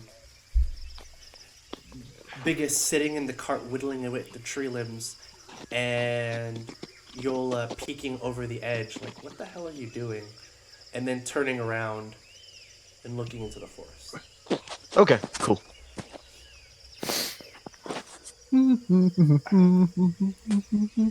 All right. Then you notice that the birds begin to quiet down. And for a moment, you're a little confused. Then the rumbling gets a little louder. And the smell hits you. Rain. And in about 5 minutes, you are all covered in a light drizzling rain. The path ahead is muddy but traversable. What do you do? Excellent. We push on. Yola is gonna fly about 5 feet off the ground so that he's not walking in the mud. Okay. Fucking birds. Alright. Fucking tiny human. Because you're pulling the cart and I'm sitting in the back just whittling away. So the Goliath is pulling the cart. Okay. Interesting. Yes. What is the Goliath strength score? My strength score is a 20. However, /comma, I will point out, uno, uno momento, that, let me find it. You count as one size larger when determining your carrying capacity and the weight you can push, drag, or lift. So, yes. Fiat. And they do say that 20 strength is basically like being a work animal. Not that my Goliath friend is an animal, of course, but merely he is as strong as one. I am stronger than any animal in the world. I am I'm gonna- Hammer. I'm going to pat his head and be like, of course you are Hammer. Some Animal Farm. Animal Farm? The horse that works itself. I'm gonna look at Hammer and be like, that sends Hammer, itself to the glue factory. Hammer, if we were to buy a horse, what would you name it? I am thinking we name it Boxer. Oh God. Very good, very good. That was an ass book. I liked it. It's slightly above Wuthering Heights. Okay. As you. I prefer that one to 1980. Sorry, but I prefer that one to 1984 by George Orwell. They're both I written like by George 1984. Orwell, aren't they? Yes. I like 1984. I also liked Fahrenheit 451. I like 1984. It's a very it's a very good guidebook. Listen, don't get me started on like literary analyses. People get Fahrenheit 451 wrong so often. The wrong answer has become the right answer. In like, Damn. Don't get me started on The Road Less Traveled, my friend. Oh yeah, that one is always being. listen, It's always wrong. as long as I don't have to hear someone mention Ayn Rand or fucking Atlas Shrugged in their like manifesto, I'll be happy. It's I a tried man to not read entitled Atlas to the Shrugged. sweat of his brow. Okay. Sorry, got us distracted on it's books. okay. I'm strongly passionate about those damn things. Anyway, Hell yeah, me too. as you guys continue down the road, you're not completely sure where you're headed. You know it's off the beaten path, at least at some point down the road, but with the rolling rain perceiving things beyond a small radius is a little difficult. It would help if two of you were on watch or so. Have Could I I- finished the ballista? Actually, real quick, can I ask everybody to stop and I'll fly like up into the air and get an aerial view, see if I can kind of see where the ruins are. It's actually a good idea. Okay, so do you guys pull to a stop? Yes. Have I finished the ballista? You finish sculpting the limbs. Because it's raining, you're not too sure about setting up the skeins, the ropes that keep the Yeah, because they're not watertight. they're not I watertight. didn't buy any brass. You didn't buy any wax, and I mean, beeswax would do if you could find bees, but in a pinch you could use it, but there is a good chance you might snap the frame, or worse, the ropes, and have a catastrophic malfunction. I'm just gonna set up a defensive position with my light crossbow ready in the cart. All right. Yola takes to the air. Yola, give me a perception check. Perception. Yes. Straight roll. Do I add my modifier or no? Yes. Okay. 8. Okay. You catch a vague outline of what could possibly be some sort of chapel or church. It's 300 to 400 meters off the main road, the road you're currently on, and a little bit southwest of your position. Okay. Yeah. And so yeah, Yola's gonna fly back down, land, kind of start wiping the rain out of his eyes, and goes, I'm not quite sure, but I think that I noticed a religious type structure like he mentioned, not too far, just southeast, a few hundred meters, few hundred yards. And I like point in the direction that I saw the house, the chapel. Excellent. I will need a survival check to get there. You are navigating about 400 yards or so through dense, semi-dense wood and brush, so it would be a little difficult. Could I fly above the tree line, or would it just, or is it too dense to really No, get you could- land back down in? That would be a possibility. You could do that. It would take you longer to find a path in which you can take the cart. That's the whole spiel. I'll just go with everybody else. Okay, let me rephrase that. If you wanted to take the cart, you would have to make a check to... Oh, actually it's fine. With that 19, you're able to pick apart a path where you can narrowly pull the cart through and take it off the main road. It does take you a good 10 minutes, as at some points you are going uphill. And Hammer, I need you to make a dexterity saving throw as you're pulling what it amounts to about 400-ish pounds. Oh, I'm gonna get out and help him. By the way, I'm gonna notice that it's very slick. By the way, I have advantage on dexterity, on dex saving throws against effects that you can see while not blinded, deafened, or incapacitated. So would this count? This is But I'm more of a going to be able to help natural him. occurrence rather than... Right, but he can like see the mud that's causing him What is to the slip. ability Yeah. called? Memento. Let me look for If it's danger sense, it's danger sense. The general consensus is that applies to battle, not naturally occurring quote unquote naturally occurring things. Like, a bolt of lightning coming from the sky rather than being casted. Feel Can the he, get my, molecules in the air. Can he get my No. strength modifier to help him No, since that's I'm not there good. helping him pull the cart up?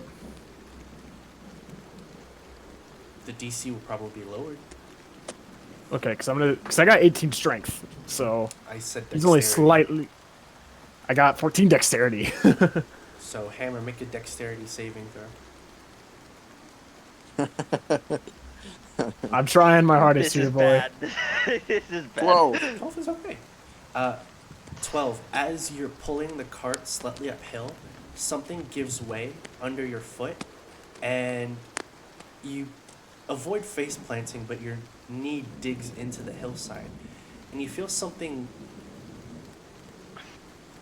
pointy but not sharp kind of dig into your shin. Could I investigate to see what it is? Yep. As you look down, it's kind of this off-white yellowish color. It seems to be about an inch long, but there seems to be more of it in the hillside.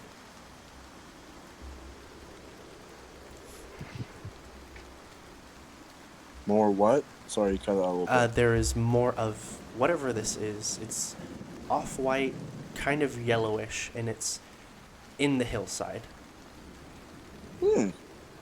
Well, based on my intelligence, I'm gonna think that this is gold, and I'm gonna drop the cart. The cart slides back in the mud about 2 to 3 feet. And I am going to. What are you take doing, my Fred? What are you doing? shovel Hold and on. Whoa. Start digging. You're the only one holding it now. Yeah, I'm trying to pull this cart back. I'm like, oh. Alright, as you're pulling it uphill, Yola's gonna grab the other handle and try to help him Okay. out. so Hammer is digging with the shovel. Wow. Hammer, what are you doing? He's digging with a shovel. Hammer's digging with a shovel. No, I'm asking him. I have found something shiny. Alright. You're not a bird. Get the cart. Can I make a perception check to look at what he's digging at? Yeah, go ahead and give me a perception check. The more Hammer digs, the more it Oof, dawns on you, 6. this is a large piece of something. That inch widens to about 2 inches, and it goes long. And as you're pulling out the hillside, you find another jagged piece, bony, perhaps. And the more you dig out, the more you see the poking edges of a rib cage Oof. of Ooh, something died. some creature. A golden ribcage? Well, the bones are probably just like yellowed, yeah? Yellowed, yeah. Yellowed, Aw. but not decomposed. If anything, eaten away and then carefully pushed into the hillside. Does it seem humanoid or animal? I'd need a nature check for that. Hammer, I will make that check. Can we please get this cart to stop sliding backwards as I am frantically trying to pull it? you have some help from Yola, who stops it from falling all the way 16. down.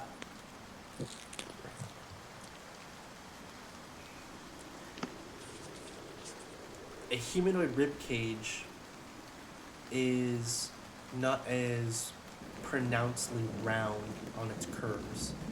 This is some sort of beast. We have nothing to fear. It is just some beast. And I go back up and I pick up the cart again and I start going forward again. What is your intelligence, by the way, Hammer? With a 16, with a 16, you would know it's kind of feline. Ooh. It's I'm just not worried. feline in nature. By the way, my intelligence is 10. So I'm Yeah. not stupid, I'm just not smart. So I'm not Well, I would stupid. figure a commoner would know. It's like gold would just appear on the ground like that. well, no, it didn't appear on the ground. I slipped in mud and fell on it. And then I saw something goldish, whitish. And I figure like a because my intelligence is 10. And I wouldn't think that I would be like, oh, that's obviously gold. well, no, but still something that to be gained from. I don't know. Because 10 doesn't mean you're stupid Yes. enough to Okay. think it's that. Yeah, I'm But- stupid. And you were kind of calling me stupid earlier, so maybe that's revenge for that. I never called you I stupid. also called him dumb. Yeah. So, Told you to be like Hey. 8 then. hey, Hammer believes in communism. What party gives to Hammer, gives back. As you So, approach yes. the crest of this hill, you find not a religious ruin, but you find the husk of what once may have been someone's personal cabin, a home. Someone's house? Yes. The stony foundation looks sturdy. The timbers still stand, though it looks like the second floor has caved in and only half of the first floor is safe to traverse. So Yola's gonna look at the structure and like stroke his chin and go, "No, this doesn't seem right. The three of you go ahead and investigate. I'm gonna take to the air, see if I can find it again." And Yola's gonna fly up. Okay. Give me another perception check. Everyone else, are you going into this structure? I'm gonna draw my Um, sword and investigate. Can I fire? Is it still raining? Yes, it is still raining. Damn it! I can't just burn it down. Why would you burn it down? Well, strange structures in the woods give me the creeps. That does not track. But anyway, Hammer will pull out his warhammer and stand by guard, and then go use bathroom and be back in a minute. Okay. So, with a you roll. Okay. Yeah, I rolled an 11. Okay.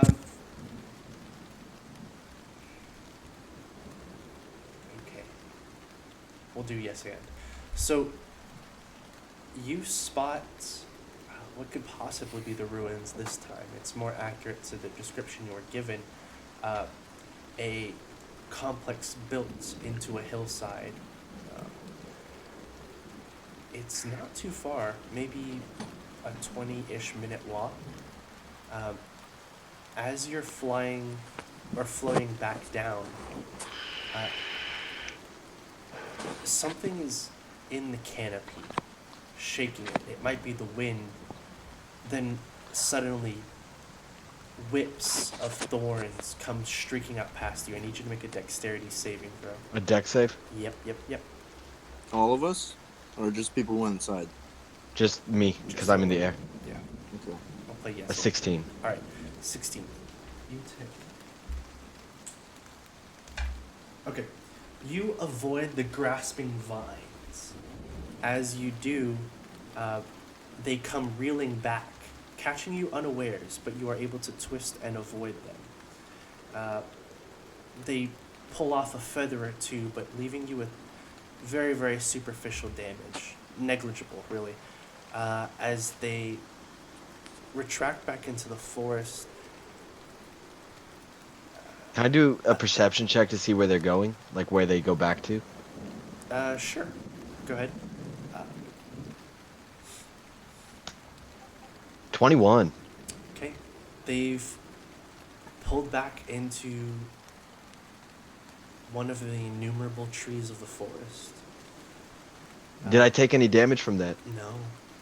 Okay, cool. So I'm gonna land and walk up to the tree, and just start like investigating it, looking for signs of the genus Loki in it. That tree is a good 50 to 60 feet away from your companions. Are you? Oh. Are Yeah, you- so I'm just gonna return to my companions and land and go. The strangest thing just happened. I was attacked by vines. They came out of nowhere. Anyways, there seems to be another complex, maybe a 20-minute walk that way, and I point in the direction, and I'm just staring concerned into the tree line. Make an insight check. Insight, okay. Is anyone else following his gaze? No. I'll take a peek. Okay. I am concerned about. Kona, Unnatural. Bear is looking around. Kona, make an insight check. And I got an unnatural 20. Okay, Yola. There is a face in the tree. Like, normally when people say, oh, I saw the face of something in a tree, it's, Nat 20. oh, both of you. Uh-oh. Okay, both of you are gazing into the tree line, and one tree stands out in particular. It's about 60-ish feet away. And normally when people say, oh, I saw a face in the clouds, it's nothing more than 3 prominent points. The effect known as a simulacrum, where people see faces in things that do not possess faces. The mind tricks itself into thinking that there's something there that it shouldn't be. Apophenia. But you swear, on all that's unholy, there is a face staring at you with its eyes closed before it opens slowly and lets out a blood-curdling groan as whips begin hurtling towards you. The whips of vines begin hurtling towards you, stopping short about 10 feet before dissipating in the rain. I'm gonna look at Kona and then shout, "Everybody in the house! We need to back up right now. Get away from the trees." Agreed. They're in the trees. Hammer, They're in the trees. They're in the trees. Hammer and Biggest, you didn't see anything. You just saw these two staring into the woods and bolting. Did we for hear the- anything? You didn't hear anything? You didn't see anything? What are you ladies on about? Yeah, Fire what are is you Get talking in the about? house, in the we'll fucking explain. Trees. We'll explain in the house. Get in here now. We need to not be out there. And because Kona got a natural 20, I need a wisdom saving throw. A what? A wisdom saving. Yeah. Fuck. Fuck. Yes, the bard. That is most certainly wise. Yes, completely.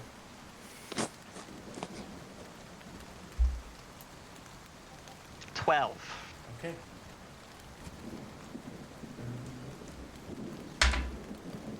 Okay.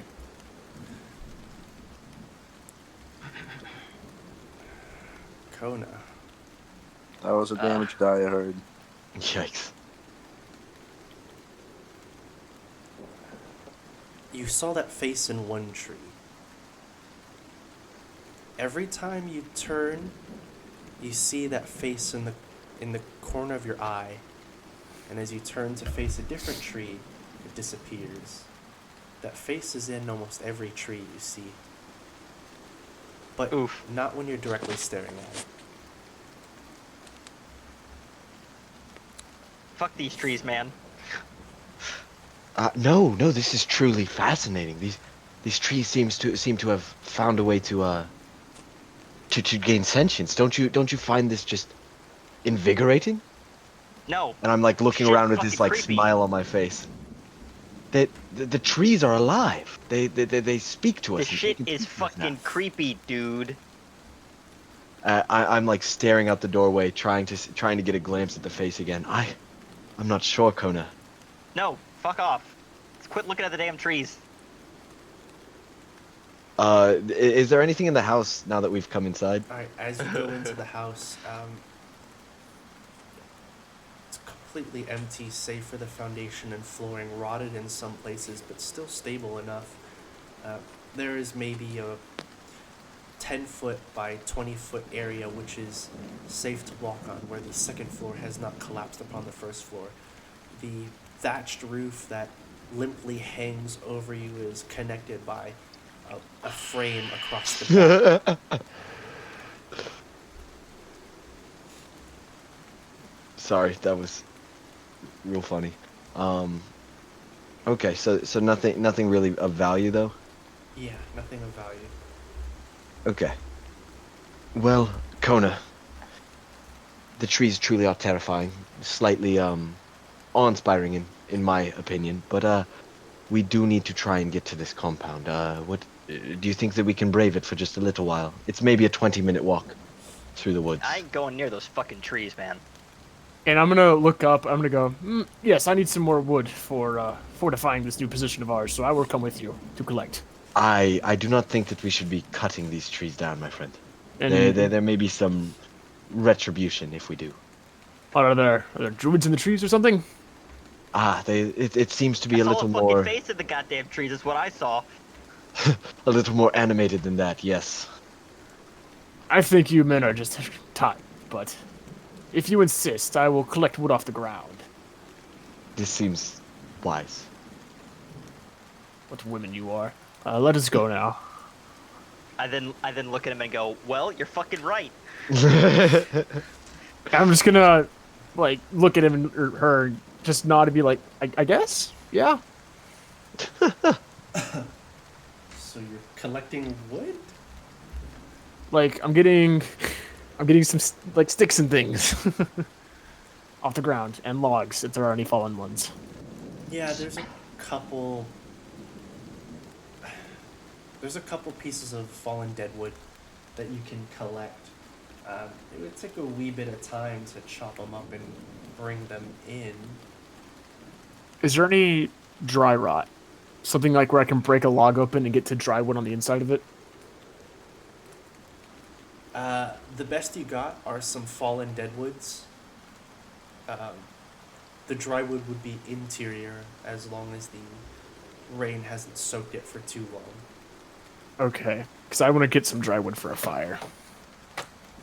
Okay. Does it seem like night is getting close, or? It's hard to tell with the rain. Fair. I'm gonna pull up my sundial, look at the clouds, look at my sundial, and then just shake my head. Make a nature check. Nice. Biggest, make a nature check, please. That one. Beautiful. All right. Fucking beautiful. Trees get him. Trees get him. Listen, you've never seen this bullshit before. Your sundial has always worked. The world is probably gonna end, or you're already dead. Anyway, I see. if you're dead, you might as well make yourself a nice, comfortable fire. As Right? you find a deadwood that is shrouded by the canopy, and you're able to chop up enough pieces, about an armful, for a good fire. And I'm gonna, like, sarcastically, like, yell into the forest, "Are there any magical trees that are upset by my collecting of this wood?" While this is happening, And I'm Yola like- is just Insight watching. check. And I'm just gonna, like, stare at Yola intently, just be like, mm-hmm. And then biggest, make an insight check. Yola, make a perception check. Perception. Yeah. 17. 22. Okay. Yola is the one that hears it. Biggest. You've heard a signal whistle a million times, and you hear one being blown, and then you hear the cry of hundreds, thousands of warriors charging through the tree line, and as you look around, there's nothing there. Yola, you don't hear... PTSD flashback. I'm gonna immediately drop all the sticks I'm carrying, draw my sword, and, like, raise my shield, and I'm gonna ready an attack.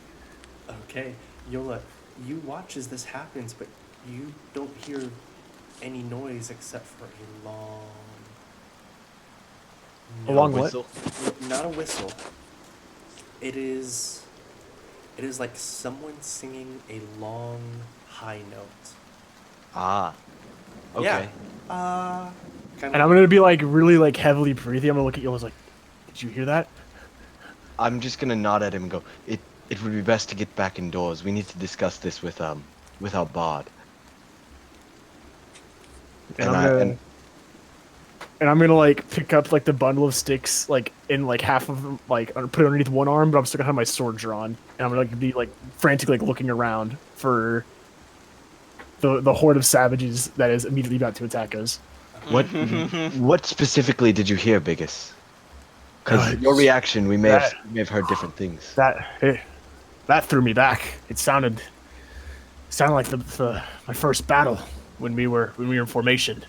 We were in the forest, and we were made up into lines. We took arrows from either side of us, and so we formed 2 long flanks back to back.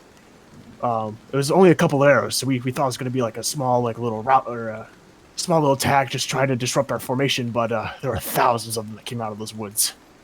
And that was exactly what I just heard. Intriguing. So, you heard like a charge, and then under my breath, I'm gonna mutter, almost like my scream earlier. Yes, I suppose there was a charge like that. Yes. We must get back. We need to fortify. I got shit. Kona, make a history check, because this might be... I'm good at one thing and one thing only. And I'm gonna tell Kona how I heard when he began to freak out, to put it mildly, I seem to hear someone singing Ooh, a very 10. high Ooh. a very high note. Do you think that could have caused his reaction? Are there any bardic magics that can cause people to hear sounds from just one note? Make another history check, Kona. While they're doing this, I'm going to be like patching up this place as best I can. I'm going to, while they're doing that real quick, can I like get a stick, plant it into the ground inside of the house in a window, and then put my helmet on it as a decoy? Yes. I'm going to do that, and I'm going to pull out my light crossbow, sit behind one of the unnatural 20. battlements, and like just every now and again peek over the top. Okay. So, Biggest Dickus is busily fortifying the encampment, the temporary encampment. You know it's a bad idea to stick to a place so long in enemy territory. Kona, there are magics which bards and enchanters can control that modify the mind, right back. but most of them require line of sight, or they require touch. Just a note alone is not something a normal, quote-unquote, normal person can do. I then Operative tell word them this being information, like, hey, yeah, there's stuff that does that, but it's normally they see you or you see them, or they touch you. Did anyone touch you in the woods? So I'm Did you gonna, see any people looking at you? while he's saying this, I'm gonna reach into my book and start reach for the nature book and start flipping through it, and then come to the passage about how the nature absorbs the arcane energy.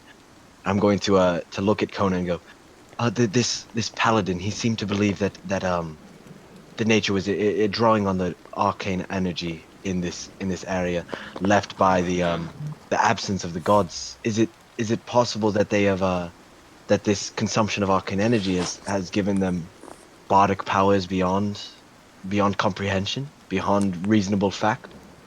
That's entirely possible. Or if the woods have, like, eaten anyone or assimilated anyone, I could see that happening too. We should not stay here long then. And I close the book and put it back in my bag. I do not like being in these woods. I usually find comfort in around trees, but there's something sick here. I suggest we move. I suggest we move on. What is Hammer What doing do you this think? time? Alright, we'll come back to that. Camp? I'm back. What?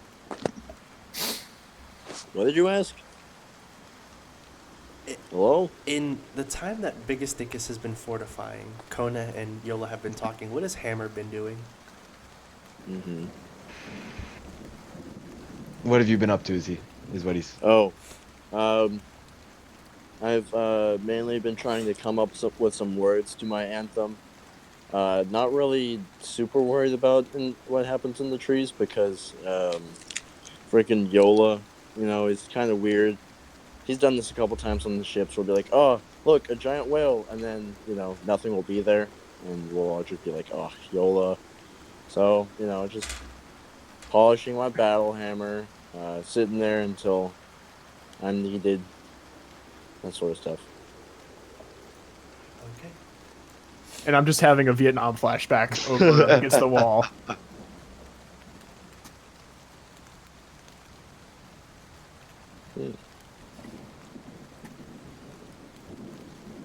You hear me muttering to myself, M-I-C-K-E-Y, M-I-U-S-E.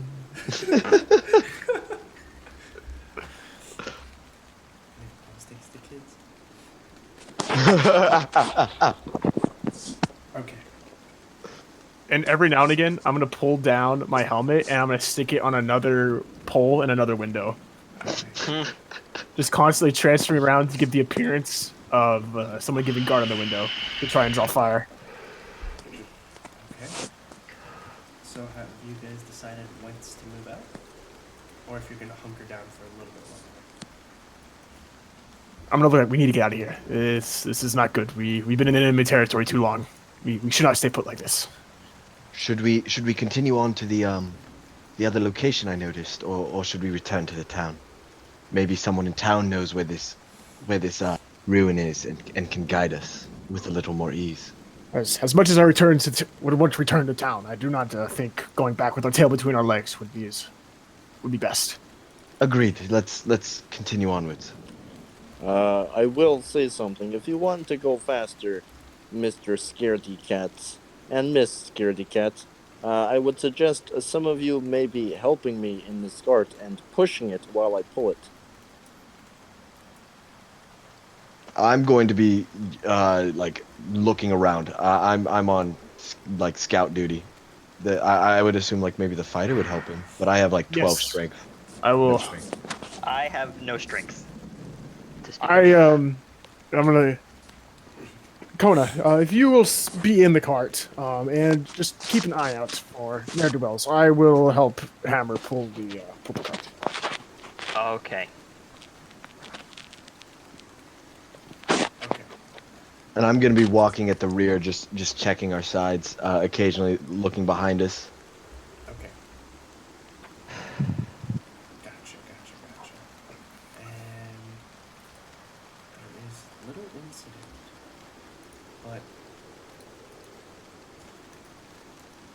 even through the pattering rain and the occasional rumble of thunder, there is an unsettling silence as you slowly approach these ruins. And then, through the haze, you see two blinking lights. Red, blue.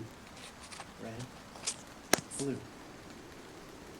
I'm gonna get a signal to the rest of them to get down.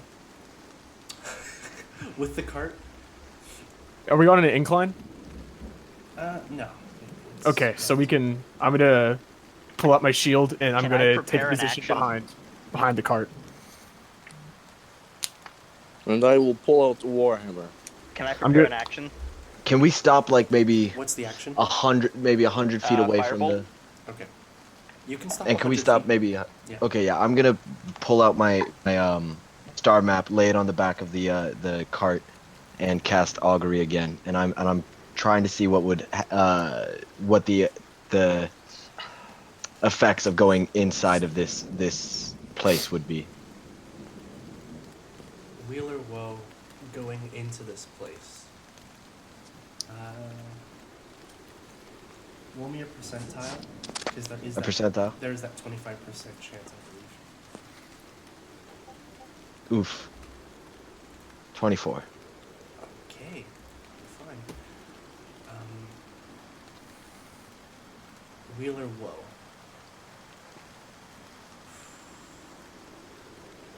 It's gonna. What do you mean? No. Oh. It's going. I'm trying to decide what's the Thinking. best. I got you.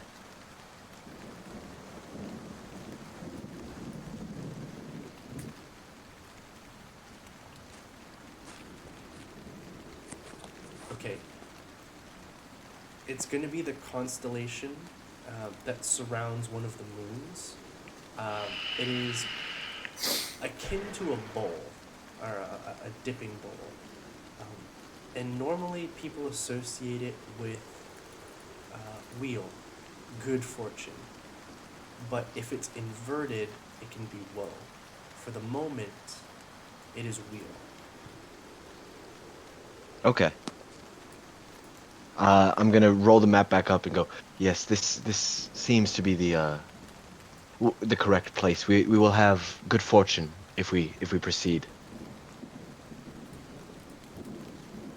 And I'm gonna go. I'm glad that you trust that religious hullabaloo, but I am going to stick to old wooden armor or wooden steel. I'm gonna slap my shield. I'm gonna still be very cautious. Okay. I have nothing to fear. I am Hammer of the Soviet tribe. Nice. And I represent the Union and raw muscle strength. I am not afraid. Okay. Until fucking trees start looking at you and making you fucking freak out. Until they start ripping your feathers off with vines. Nah, that never happened to me. That happened to you two. I'm just gonna wonder when they sound a cavalry charge.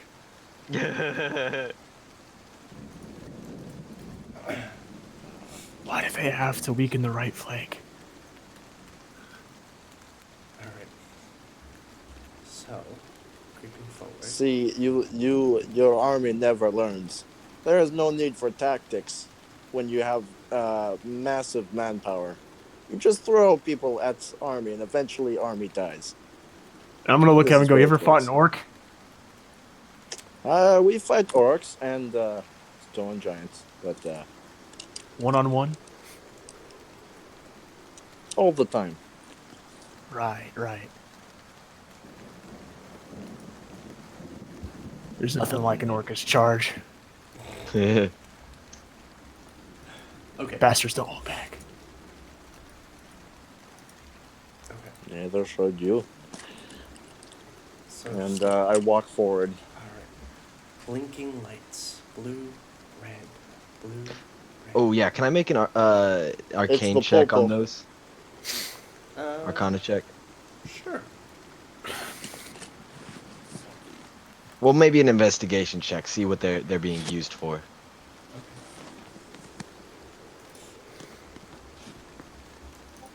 15.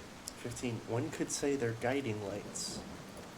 One could say they're will-o-wisps. As the hammer approaches, both the lights wink out, as through the mist and rain, the entrance to this religious site appears.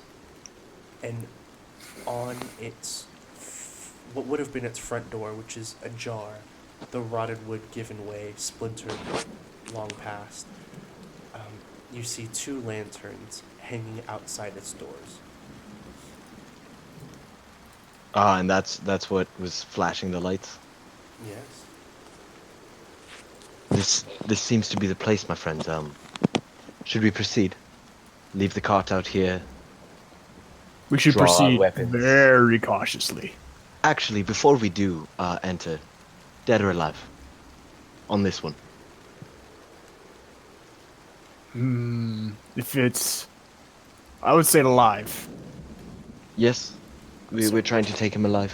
Yes, I would certainly say so. Understood. Well, let us proceed. And he's gonna draw his scimitar and just kind of shake his shoulders. Okay.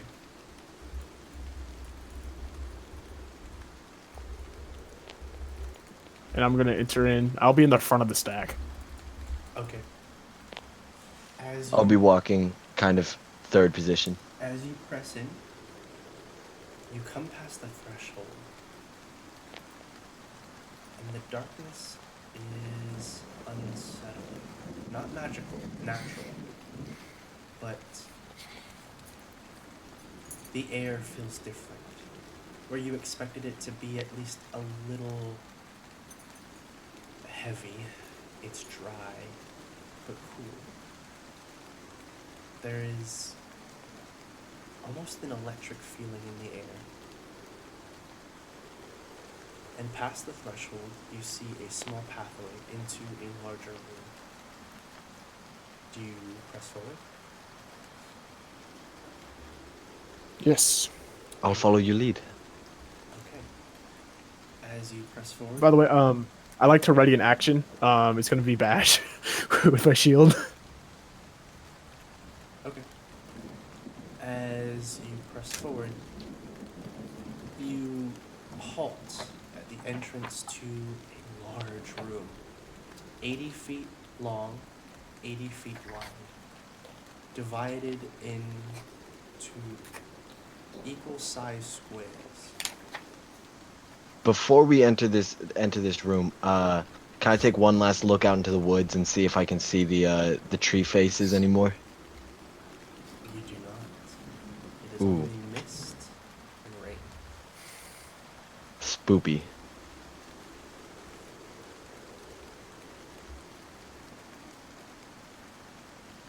Let's keep going in.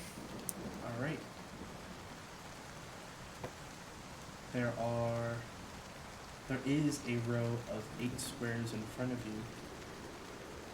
Do you just step on them? Oh, there's just a row of 8 squares. Is there anything like are they different colors or are they just the same, just split up into squares? They're split up into squares.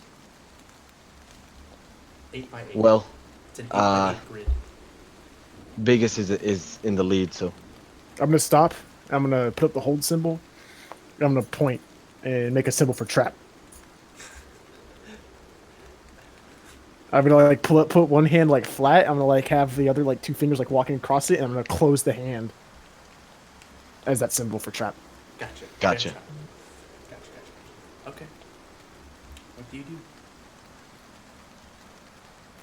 At the far end of can the I- hall, you do make out the outlines of it. Oh, you don't have dark vision. We make out what? It's darkness.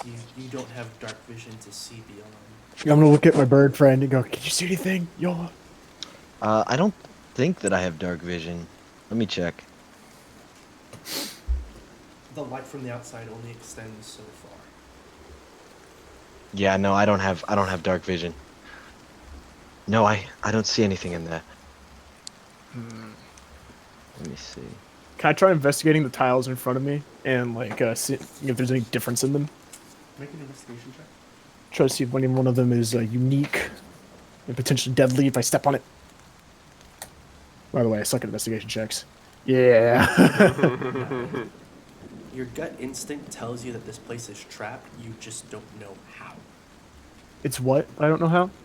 Your gut instinct tells you that this place is trapped. You just don't know how. I see. Or more correctly, I see that I don't see. Wonderful.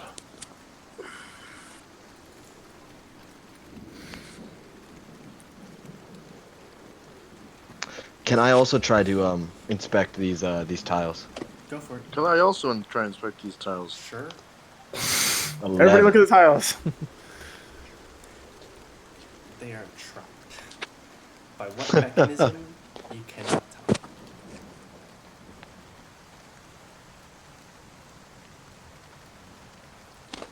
You know what? I have a pretty simple solution for this one actually. Yola's gonna start 17. hovering. Ooh. 17. Mm-hmm. It's trapped. See what he. If you step on the wrong one, it's going to shock you. There seems to be a pattern of some sorts. You've noticed on the far left, if you go up 2, right 1, up 3, right 4, up 3, left 1, up 2, there is a path of sorts. That is the most tread path. Well, Well, there Yola's is gonna ancient hover in the Soviet air. proverb. The most dreaded path may not be the correct one. Mr. Bird's friend, could you fly us over? I'm afraid I'm not quite that strong. Perhaps a rope. I could set up a rope Ooh. and Yes. you could range a call. I have brilliant idea. Uno momento. Can I look for Arcana on these Nick and Arcana. Ricks? See if that's what would shock us. Is it a +4? +3. Oof, 7. You cannot discern the nature of the trap. But I can discern that it's a magical. Just not what class of magic. You can discern that it's magical. You cannot discern the nature of the damage. I'm gonna look around and go, well, I can cast Dispel Magic, make this very, very simple. Walk across. However, that is a rather high-leveled spell. May want to conserve those. Have no fear. Hammer can help. And Hammer's gonna actually try to inspect the walls, Okay. see what their climbing ability are. It's rough stone, no obvious handholds. If you had pythons and rope, you could probably scale it. Well, luckily for me, my bestial soul gives me a little bonus to climbing, and the fact that you gain a climbing speed equal to your walking speed, and you can climb difficult surfaces, including upside down on ceilings, without needing to make an ability check. Would that maybe work here? Perhaps. Fuck around and find out, bitch. It is possible. Probability is a different matter. Well, let me check back for pythons.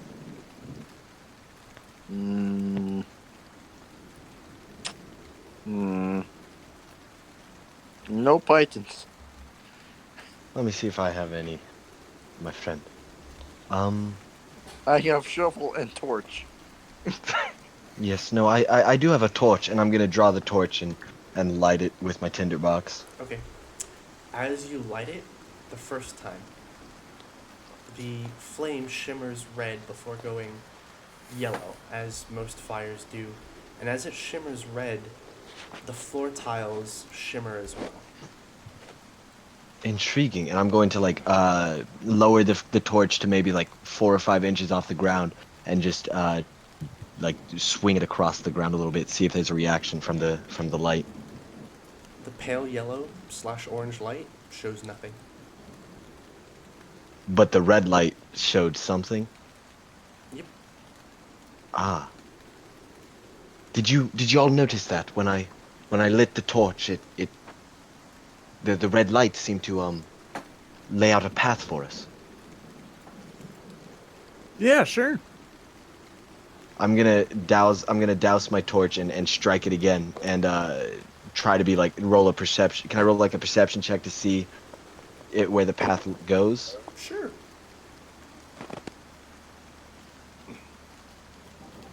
$14. All right, starting from the far left, it was up 2, right 1, up 2, right 3, up 2, left 1, up 2. Is this the same as the what we noticed as being the path that everybody else seems to take? Yep. It would seem that the path more usually traveled is the safer one in this instant, my friend Hammer. Very well. Let us go. Are you still holding up the torch? Yes, but I'm gonna fly across for safety. All right, you fly across for safety. As you land on the other side, the door into the next hallway goes straight ahead. It is unlocked. And then What was that last part? the door into the next hallway goes straight ahead, and it is unlocked. Who's next? I will try and step across. Following that pattern? Yes. All right. And I'm gonna be like repeating the pattern out loud for them. As you step onto the first tile, I need you to make a Constitution saving throw. Oof. Damn. Fuck me then. 17. Okay.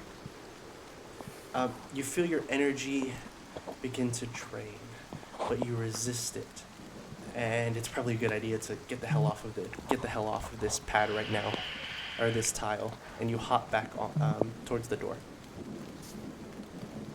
Like I back up or I go forward? Back up. Oh, well, that's not the right tile.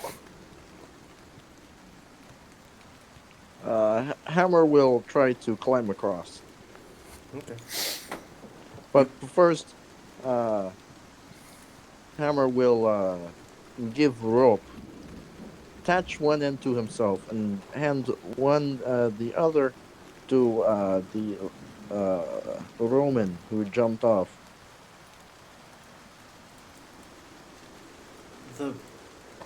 How long of a rope? The ceiling is only 8 feet high. Are we climbing up or climbing across? Well, you'd have to climb up to reach the roof to climb across, right?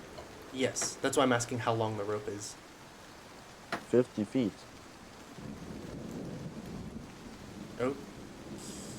Okay. Across 50 is feet 80 not feet. long enough? Yeah, I told you. 80 feet by 80 feet. So it's 80 feet tall. No, 80 feet long. 80 feet wide and 80 80 feet long. 8 feet Okay. tall. Oh, 8. 8. Okay. Yes. There's a Okay. reason for the numbers. I'm gonna fly over to him and hovering. I'm going to tie one end of my rope to his, doubling the length to 100 feet. Yep.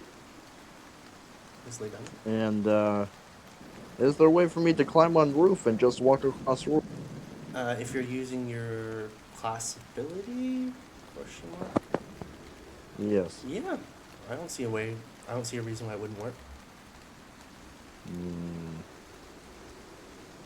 Spider-Man, this bitch. Yes, I will do that. You go across the roof. Roof, wall. Roof or wall?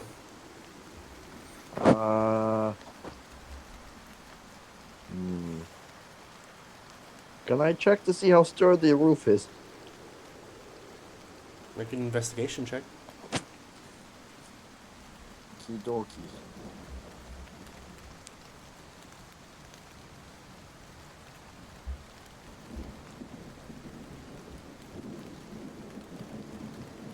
John, it sounds like your neighbors being degenerates again. Are they out there yelling? What are they Yeah, doing? they're yelling at something. Hold on. Let me fucking see these shitheads. I swear to fucking Christ, I'll call the. I swear to Christ. It's down to the left, right? Yeah. 18. 18, yep. It'll hold. I will walk across them. Okay. You guys watch as Hammer Spider climbs across the ceiling. And holds on the ceiling or lands on the other side? Land on the other side. Okay. You have 100 feet of rope extending all the way across. And I will hold end Okay. and tell Warrior to maybe tie other end so he can come across without stepping on any unforeseen stone. How? Fucking degenerates. I assume you are familiar with the army way of getting across rope, yes? Yes. Ranger crawl. Okay. Ranger. Did you guys find something to secure the other side to?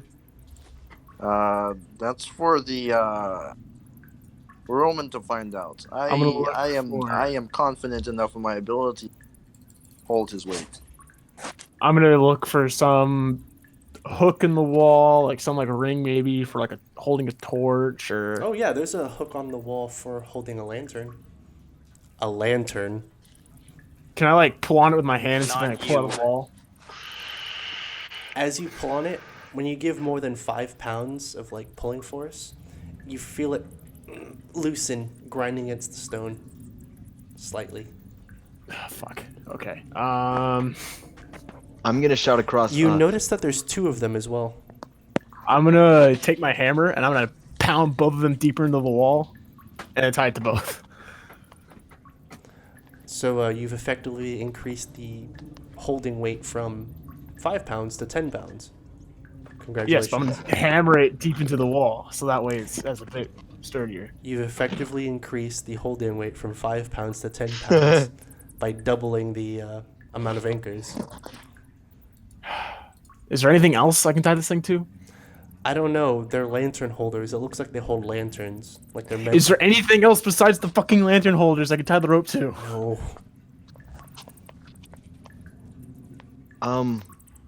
Perhaps I could try holding the other end. I do not suggest. If And you do not I have am going brain strength. to just set the rope aside and just like look up to the heavens and go, "Be with me, Jupiter." And I'm gonna sprint across. He's gonna fucking die. He's gonna oh my god. Row 1. You were making Where are you terrible starting? mistake. Row 1, row 2, row 3, row 4, row 5 to 8. 1 to 8. What are you starting at?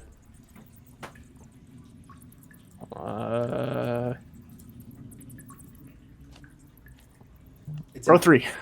Okay, you take the first step. I need you to make a Constitution saving throw.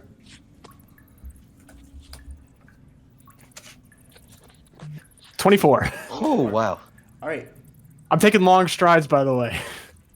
These are 10 by 10 squares. So At least 2 steps a square, huh? the first one kind of drains a little bit of your breath. It's electrifying. Do you choose to keep going forward, or are you gonna hop back? I'll fucking hop back. You can Stupid keep fucking puzzle. You can keep going. Nah, if this fucking puzzle is gonna be like, you gotta do it the right way. I'll fucking do it the fucking right way. All I'm gonna say is that succeeding is good, but the moment you fail one is not good. So, can you succeed 8 times in a row? Statistically, yeah, it's possible. Is it probable? Very probable. What? I'll fucking do the. What's the pattern it wants? What's the solution?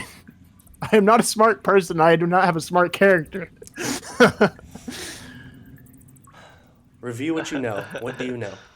I know there's a path Yes. through it that I tried, and it hurt. What revealed the path? How worn it was. What was the other thing that revealed the path? Light, Fire. you stupid. Lighting it showed something. I don't know. What color light? Yellow light. Are you sure? It No. was red light. Red light, yellow light. It's all fire. Red light. Yes, red. The red light and yellow light are two colors of our flag. I'm gonna pull out my flint and steel. I'm gonna start sparking it. What Did two anything things happen? were hanging outside? Oh shit. I'm gonna fly back and grab both of the lanterns from outside. Okay. And then I'm gonna come in and I'm gonna hang the blue lantern up on the wall because it proved that the red lantern hurt us. So I'm gonna put the blue lantern up on one of the fucking lantern hooks. All right. Blue lantern. Do you light it? Yes, I do. Row 7 lights up all the way, 1 through 8. So, row 7 directly ahead. As you light up the blue lantern, the floor tiles glow in row 7 in a direct line across the way.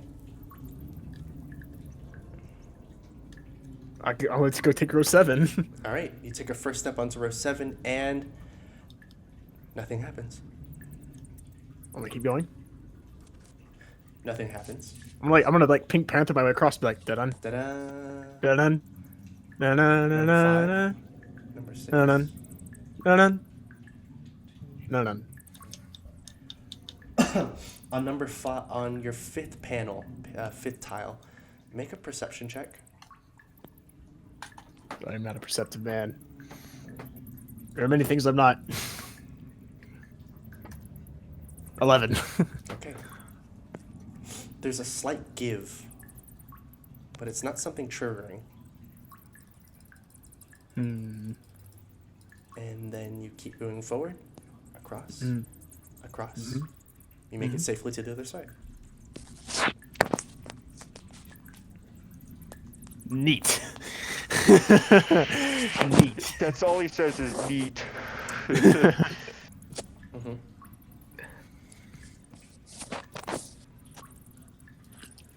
Okay. Kona, do you follow? Yeah. Okay. Kona goes across. Oh yeah, bitch, you didn't do a damn thing Maybe now. bards would have given Fuck bardic you. inspiration. Maybe. Who knows? I was watching. Oh yes, that was very helpful. You're welcome. You still have the other lantern. Take that red lantern with us. I have a feeling it's gonna be useful later. Yeah, I'm gonna have both of them hanging off of my my waist.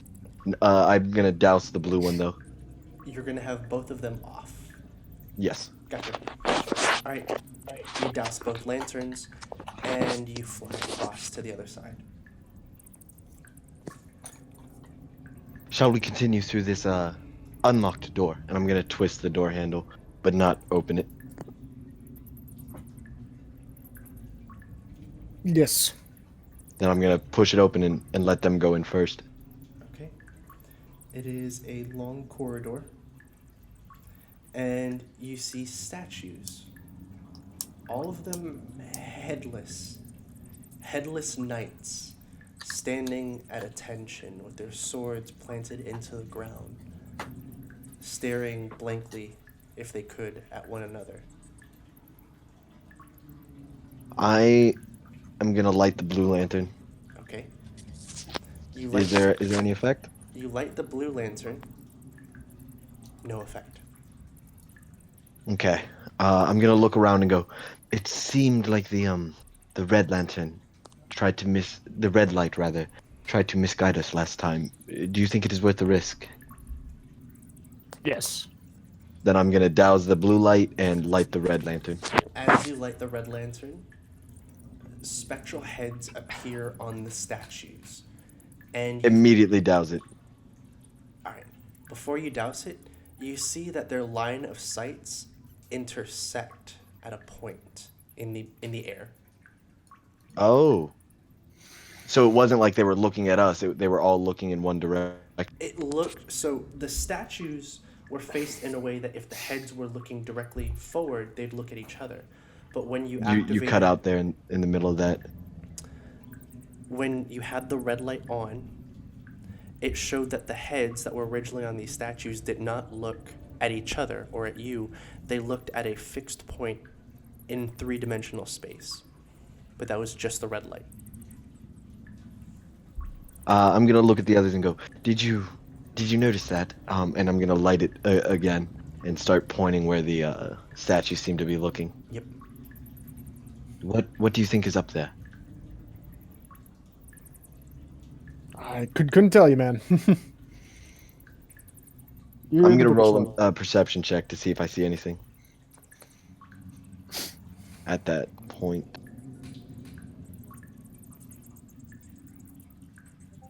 $11. Okay. It's just a random intersection on a 3D plane. That is all the red light will show you. Interesting. Is there another door at the other end of this room? Yes, there is.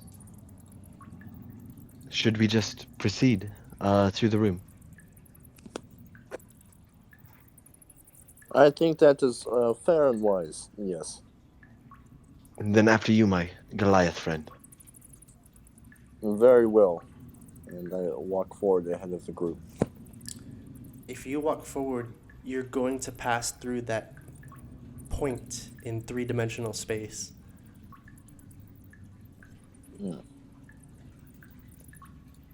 I will walk sideways then. You walk around it. Yes. Okay. You walk around it, skirting around it apprehensively a bit, and you get to the door on the other side. Do you open it?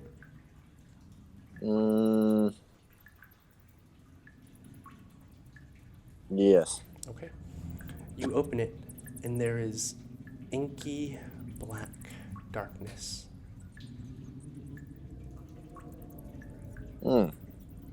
Magical Hey, darkness. Hey, Yola. You still have that torch on you. I'm gonna roll the torch across the room to him. Okay. Pick up torch, light it with my tinderbox, and throw it into room. As you throw it into the room, it's swallowed by the darkness, and you hear a soft Fuck. and It then sounds like room was filled with snakes and very dark. you hear the The room is soft filled with snakes, I see, okay. scrape of metal on stone. Shh. Shh. And I shut door. Okay. Does the door open in or out? It opens in. Okay. Yeah, I'm gonna cross over and just kind of duck underneath the point that they're all looking at. Okay.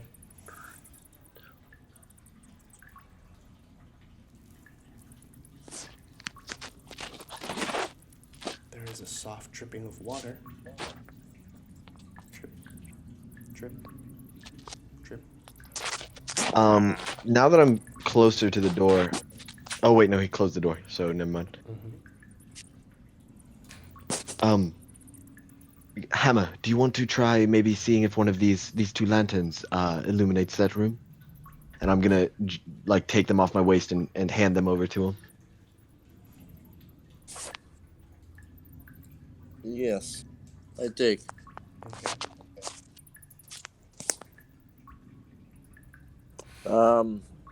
Now someone who is more dexterous than me, you can go into the room now. The room with all the heads?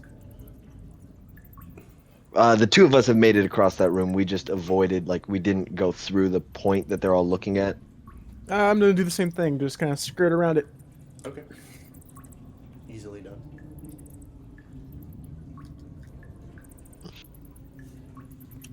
And I open door for comrade. Okay. Inky black darkness. Magical darkness. Is it not disrupted by the red light? Can I Nope. dispel magic? What level? 3. Okay. Yeah. As you cast Dispel Magic, you see it penetrate in like a cylinder into the inky black darkness. And for the moment, it looks like you see a person standing in the darkness. And Aw, fuck, dude. right before the darkness should clear, the void collapses on itself. It looks like your spell wasn't cast at high enough level. Oof. Well, that's the best I got, guys. Yeah. Could we Also, you hear the soft scrape of metal and on stone. Shh. There's somebody fucking in here, and they don't like the fact that I just tried to get rid of his inky black. So, if we both cast the same spell, would it perhaps work at a higher level, or?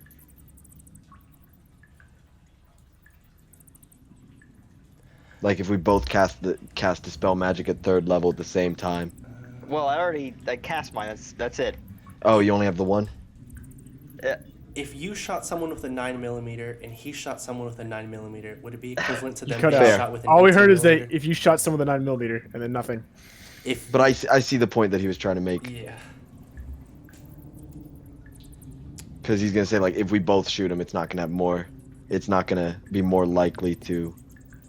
Well, Technically, it would be more Technically. likely to kill him. But, you know. but this is like shining two Well, no, but if the two flashlights shine into the same room. That's just the way that I was thinking of it, but I understand where you're coming from. You're on a track, I'll give you that.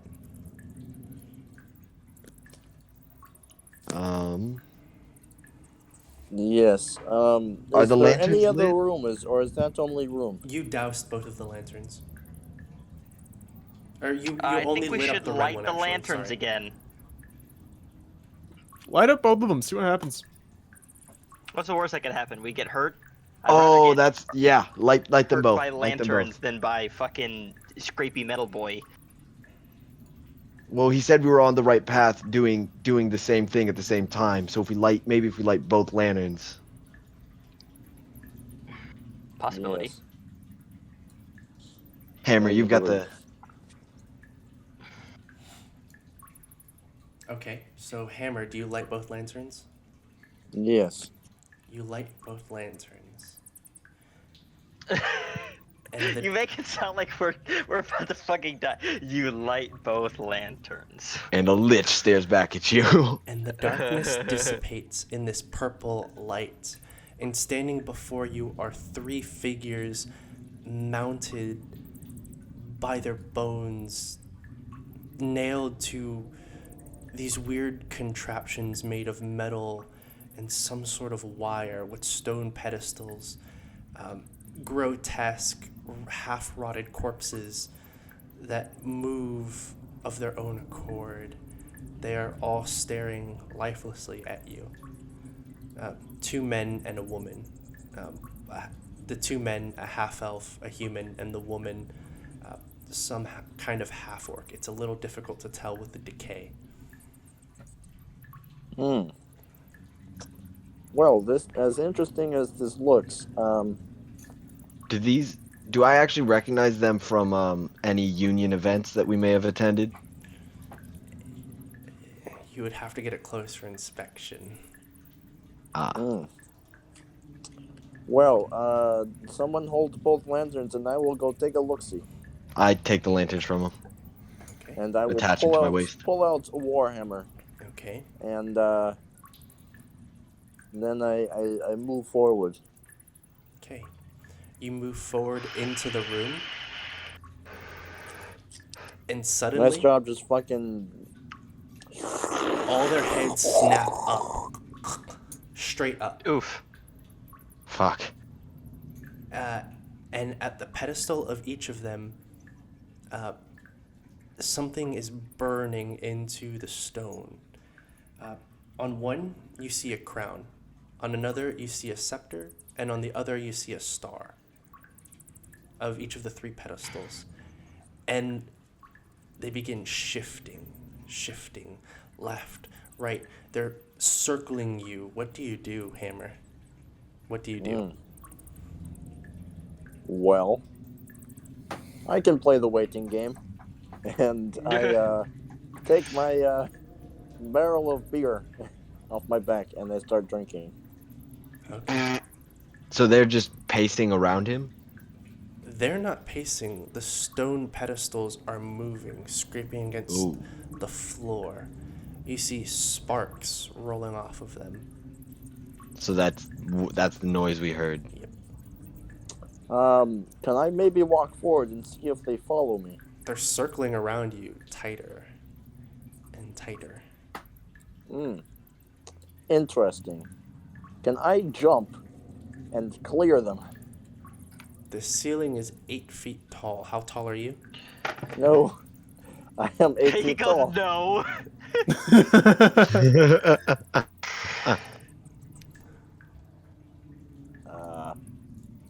Well, this is neat. This is bad.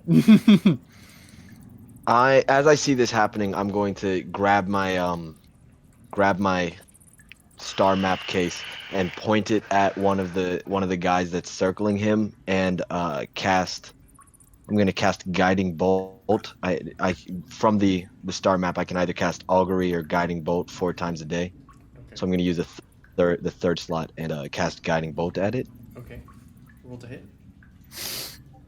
16, 16 definitely hits.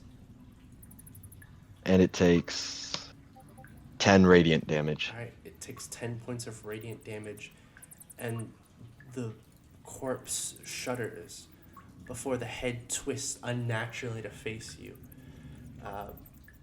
The eyes, now glowing with your radiant energy, seem to fry in the skull as it lets out an unearthly moan. I need you to make a Constitution saving throw. Oh boy. Just you. Everybody? No, just him.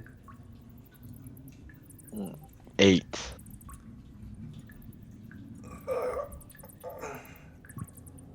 You immediately fall unconscious. Whoa. Oh god. Unconscious. Cool. As he falls And with that, unconscious, I am going to rage. as he falls unconscious, you guys hear snapping as the corpse on, let's just call it a metal crucifix, because that's the best way I can describe it. On the metal crucifix, rips itself off and begins to trundle towards him. I'm gonna step in front, in between me, the creature, and Yola, and I'm gonna get ready to push it back with my shield. Okay. Hammer, what were you gonna do?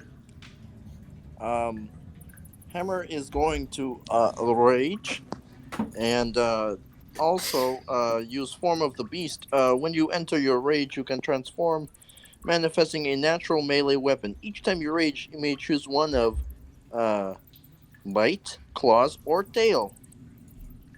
And in this instance, I am going to be growing a big tail, spiky, and Furry.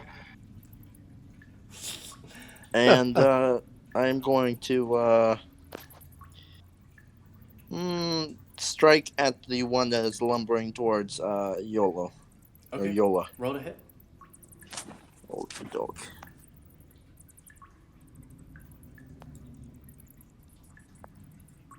And for purposes of overcut, technically the tail does damage, does magical damage for the sole purpose of overcoming magical or resistances or immunities to non-magical attacks. Okay. But my regular weapons don't. Only the manifested things that pop out of my body whenever I rage. Roll to hit. 16. Hits. Roll damage. Start trying to hit the things.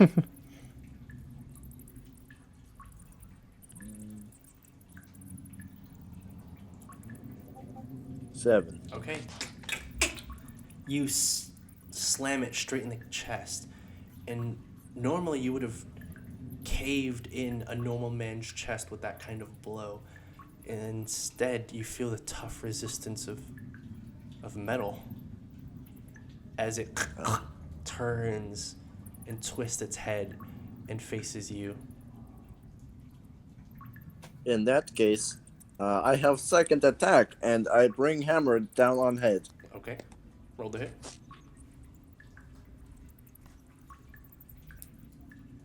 Mm.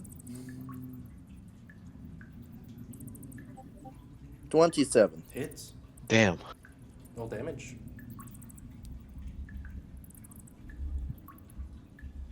Mm.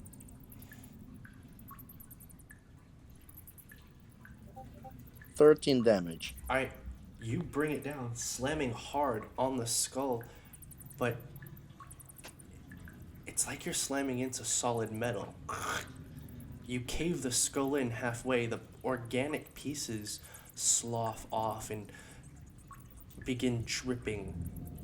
But there's something inside of him.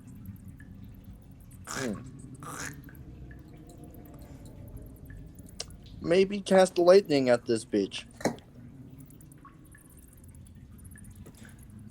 Does anyone else want to act? I'm gonna try to stabilize our Yola friend here. Unconscious, not dying. Oh, I'm gonna This wake him needs up. a good slap. Yeah, I'm gonna give him a hearty slap. Yeah, slap him real good. Is he awake? You slap him real good. It doesn't seem to be a magical effect that put him to sleep.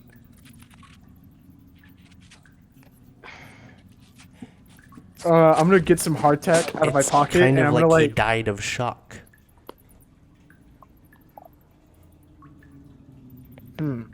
As in his hit points are 0. Oh shit. Oh shit.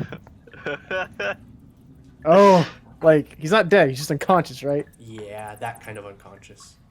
Okay, good. I'm gonna pull out one of my healing potions. I'm just gonna throw it back into his mouth. All right. 2d4 plus 2.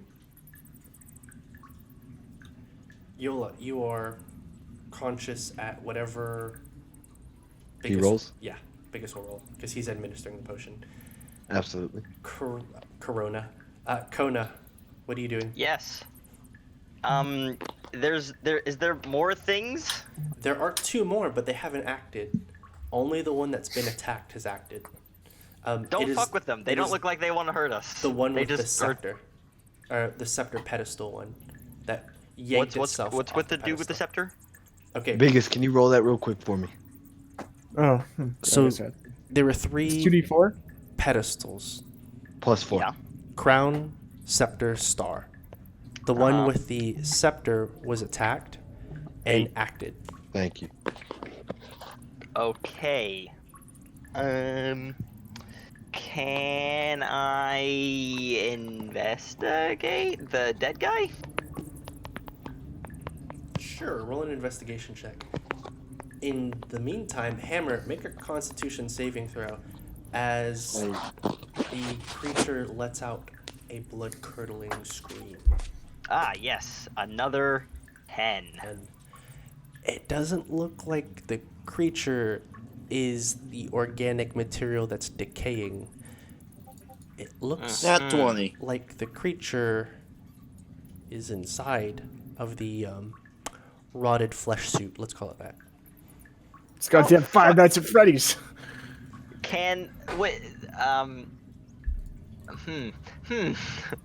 20. I say use lightning. I say stop Lightning. attacking it. I would also say stop attacking it. I get nat 20 on Constitution saving throw. You are not unconscious, but the scream is harsh in your ears. Well, by laws of Alabama, if something weird makes weird noise, then you make weird noise back. And I take a free action to let loose another blood. That is not the law of Alabama. The law of Alabama is if you hear It's fucking spooky shit in the cousins. woods, you leave it alone. Okay, you scream back. Nothing happens. No way! The thing he screamed at didn't want to scream back. I'm gonna cast Cure Wounds on myself at a 2nd level. Go for it.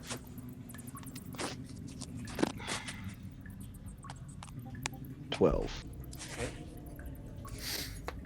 It's moving towards you. What is? Not you. The half caved in corpse is still shambling towards Hammer. Well, Hammer will try to attempt to Smack run it. past the metal thingamabobber Okay. and get on the other side of the room. Yeah, do we see a door? Yeah, there's a door. Oh. In that case, Hammer run to other door. Okay. You easily slip through the nearly immobile things, and you get to the door on the other side. The one that screamed at you is still shambling towards you. Neat. I don't like the laugh that you're making. What the fuck is this? What's his movement speed? Movement speed is how quickly your character can No, move. what is its movement speed? It doesn't seem to be in a big hurry. Okay. Well, in that case, I'm gonna use my telekinetic mage hand, turn it invisible, and keep shoving the creature back 5 feet. Every time it moves up 5 feet. So it will have to make a series of strength saving throws. And real quick, did you say that there were pedestals in this room? The pedestals support Or what they're the attached to? corpses, yeah. Okay. But there's not like a place maybe that we would put the pedestals? Nope. Okay then. Yeah, I'm gonna make my way over to that door as well. Okay, you walk across.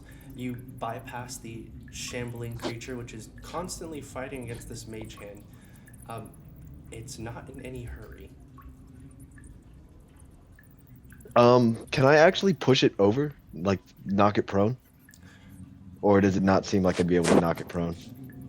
You want to touch it. Well, I mean, looking at it, is it something You that want to that it touch looks like it. I could knock prone? The Because fucking I way wasn't you sure if you phrased said it that. was if it like was floating on a pedestal. You can knock Or if any it- medium-sized creature off. When it went towards you, it ripped itself off its pedestal. Oh, I see. So it's no longer on the pedestal. It just was earlier. Yep. Okay. Yeah, I'm not gonna touch this thing. I'm That's- gonna move over to the other side of the room with him Okay. Smart man. and try to open the door. The door's locked. Well, I'm gonna shout across. Do any of you know how to pick locks? This is something we need at the moment. No. Hmm. Well, if Big Bear Boy decided he wanted to smack the door with his massive body, I'm pretty sure he could knock it that's down. by the way, that's the door I meant to go through on the other side, outside of everyone else. That's what I meant. Yeah. My bad. No, yeah, I got you. I will try to smash door down if I can. Okay. Roll me an athletics check. Okie dokie.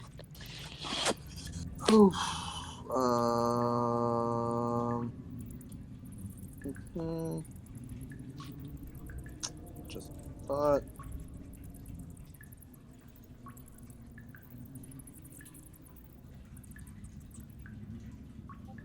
$12. The door does not budge. It's made of Ouch. stone. Oh. Well, I'll try again. Okay. I try again. Another classic idiom of our The of our creature is getting tribe closer. is, if you fail, if you try and fail, try again. So how many creatures are like moving towards us, and are they in a line? Only one. Just the one? 21. Stop trying to hit the fuckers. Well, we're not hitting them. We're trying to open the door. The stone door I'm- does not budge. Turn on the lamps for Christ's sake.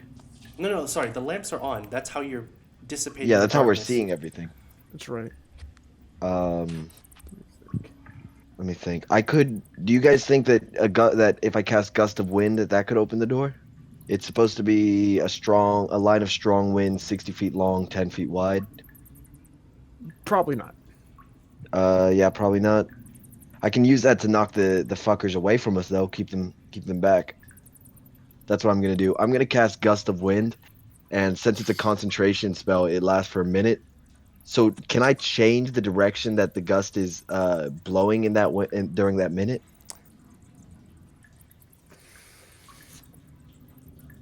Carefully consider the pros and cons of single target versus AoE. But yes, you Fair. can. So is everybody on the same side of the room as us, or are y'all two over on the No, other you guys side? are split at the moment. That is what, Ah, that okay is what then. I have in my books. Gotcha.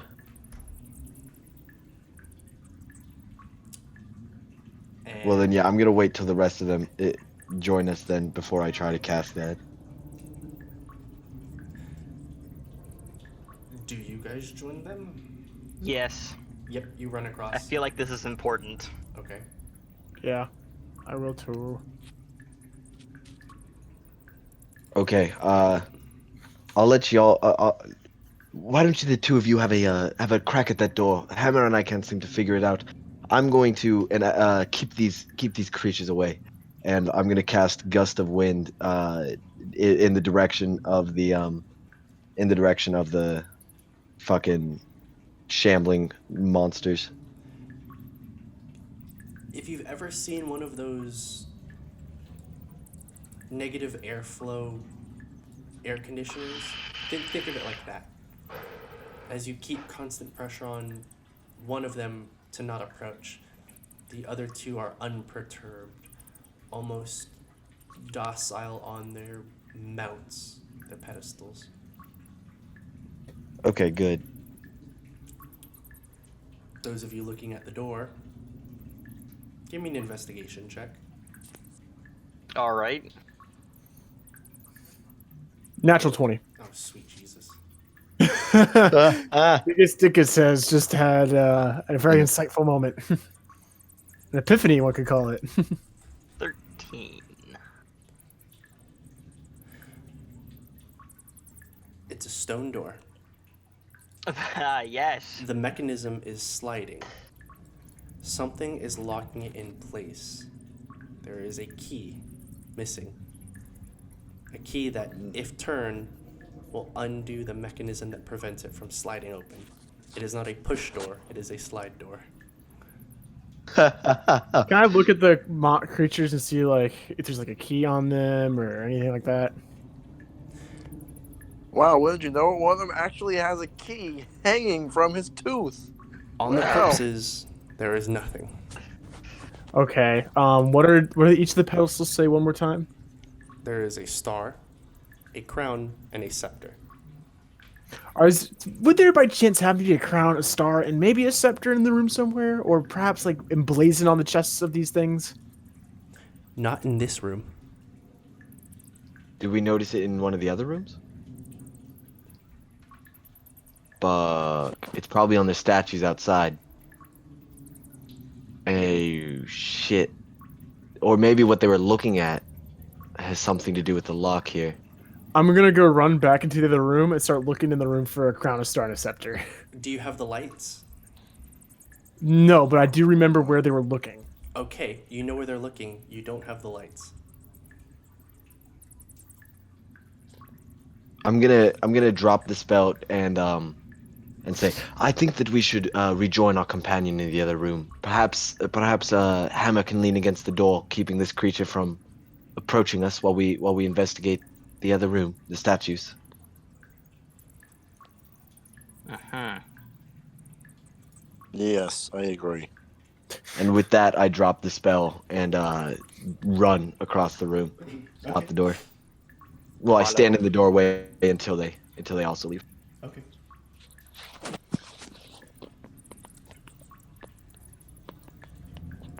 And now we like walk through with the lights on. Do we notice anything on like the statues? Any? Both of the lights, right? Correct. Okay.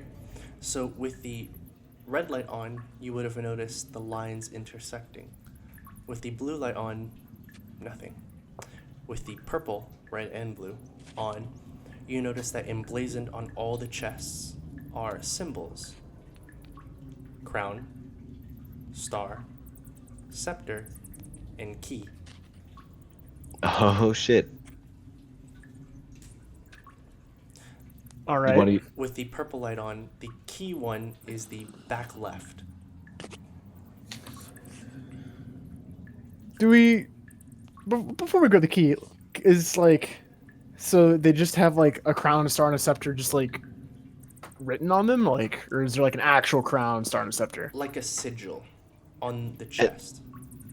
And which one was the one that ripped free of its pedestal? Which symbol was on The that scepter pedestal? was the one that ripped Okay. free. Here, I'm gonna grab the key. You try to grab the scepter. Yeah, I'm gonna move over to the one with the scepter and investigate the statue for any kind of well, actually, I'm just gonna touch the rune. I'm gonna walk up and touch the rune on its chest. Okay. For the scepter one, right? Correct. Alright. As you touch the one for the scepter, you hear a tumbling of bones and metal.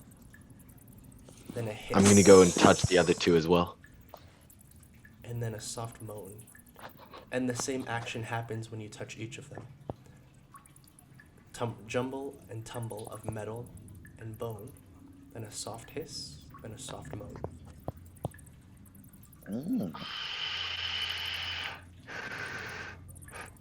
And then for the key one, do you touch the key one? Yes. Both of the lights snuff out. All torches, all magical light dissipates. You guys are plunged into a magical darkness.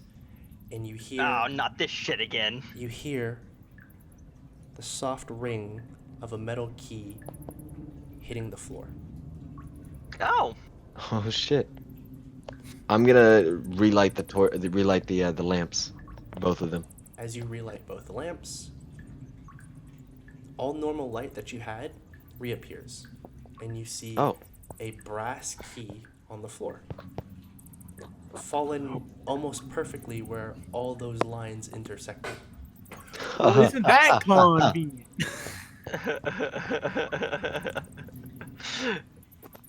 Neat. Neat. I'm gonna pick up the key and I'm gonna take both lanterns back into the other room. What became of the statues?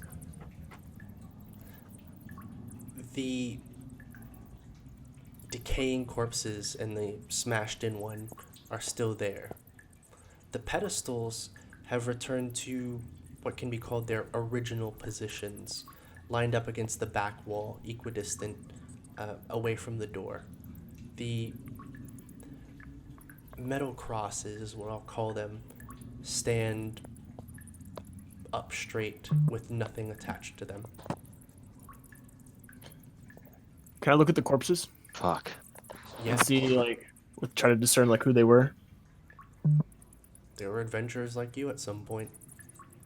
I'm going And then it to. became a puzzle. I am going to say a short little prayer over these things. These poor souls. Are you sure about that? Are you sure about that? I mean, it's not to any particular god. It's just kind of like Would you like to reconsider? it's more like a in general thing. Make you a know, religion like, check.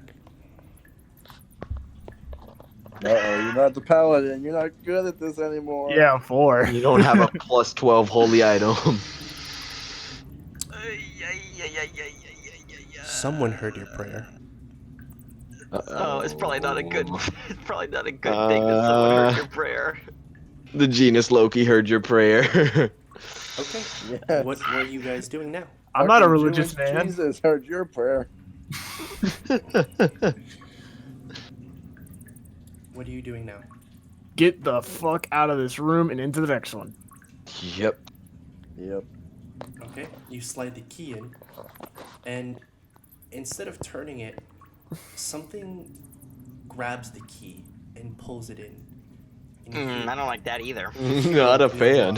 click Oh yeah, let's fucking not. and rumbling as the stone gets pulled open, leaving about a 3-foot gap, enough for you to squeeze through. Yeah, Yola looks at that and goes, I'd rather fuck with the trees. Beyond the stone door is a curving hallway. To your right. Curves right. Do you go through? I mean, there's other options. So yeah. After you, Hammer. Okay. Yeah, very, very well. And I step forward. As you step forward, maybe it's the light playing, or maybe it's the darkness playing tricks on you, but there's a faint orange light. Do you press forward? Turn on the lanterns. Yeah, the lanterns are both lit. We've got purple light in the room. Alright, you got purple light on. Do we see anything? Orange light dim, but growing brighter with each step.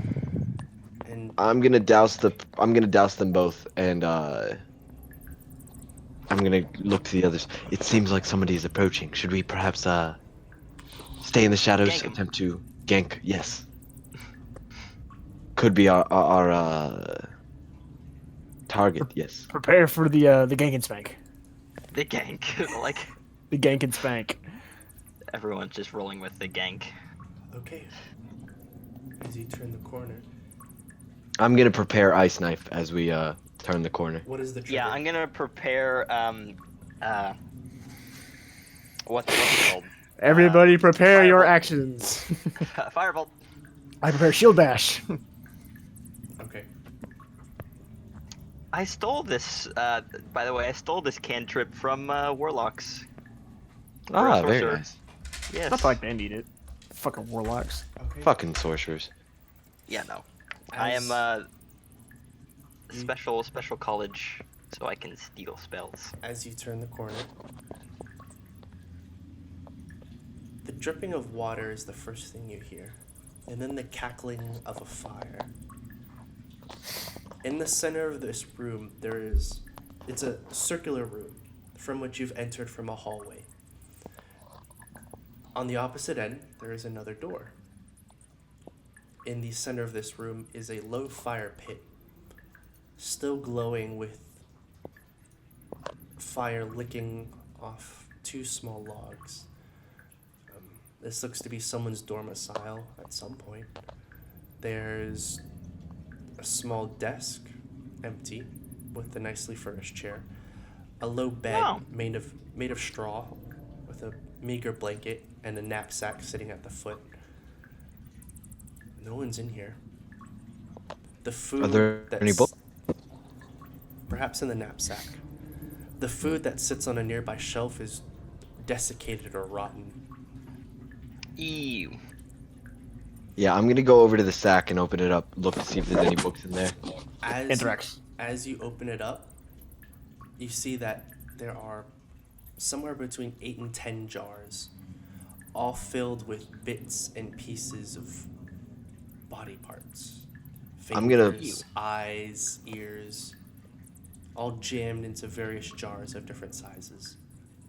I'm gonna pull one out that has a penis in it. I'm gonna throw it at Biggest and go, "Hey, think fast." What do you do, Biggest? I try to dodge it. All right, you dodge easily. He just flung it, and it shatters against the wall behind you.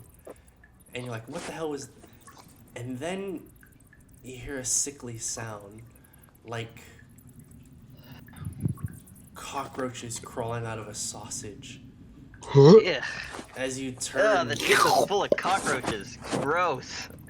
as you turn, you see those creepy crawlies disappear into the shadowy hallway you just entered from.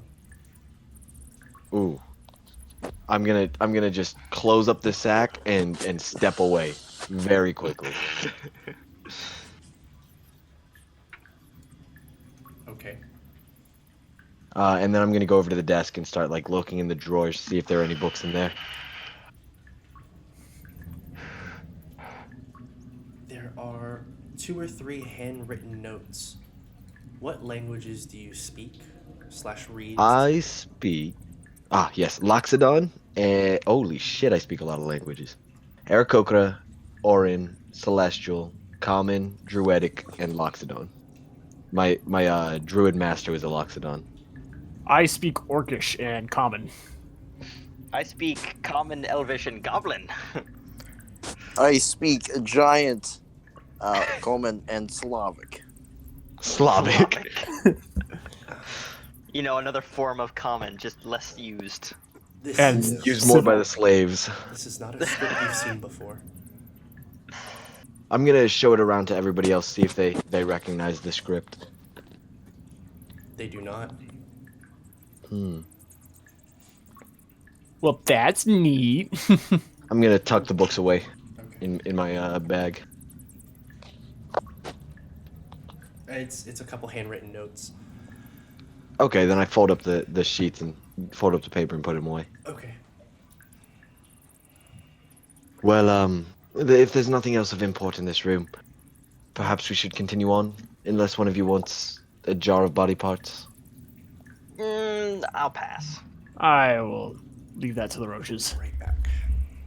No extra creepy crawlies for you guys. They make a good snack with the what is that shit card called? Hardtack. Hardtack. Yes, you take one, squeeze the jelly out onto the hardtack. It's a delicacy where I'm from. Fucking birds. You don't want to try it? And I'm like holding a piece of hardtack up to you. I have served my time eating things that make men vomit. Thank you very much. And I'm just gonna down it. Make a constitution saving throw. Get some weird ass bug disease. Oh, gross. Fucking. Now it's civil.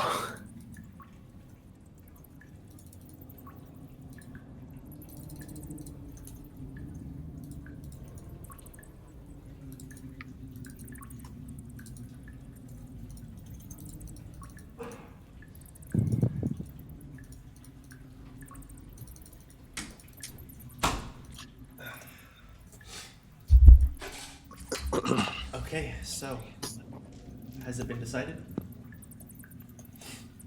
Has what Yes. been decided? Are you gonna go through the next door?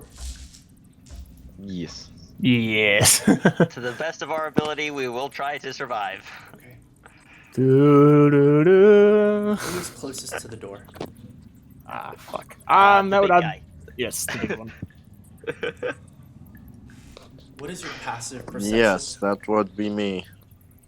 I am muscle. What is your passive perception? I, that's funny. I like how he says that's funny, and that's it. My passive perception is 10. Okay. Interesting. Yep. You hear a Oh. soft grunt and then the clatter of metal on stone. Clatter, not scrape. Hello, is there anyone there? Fuck. Do you say Shut that up. out loud? Yes. Oh my god. There's no answer. Remember, he's not smart. No, here's the thing. It's 10. Fucking 10. It doesn't mean he's freaking Elmer Fudd over here being a total dumbass.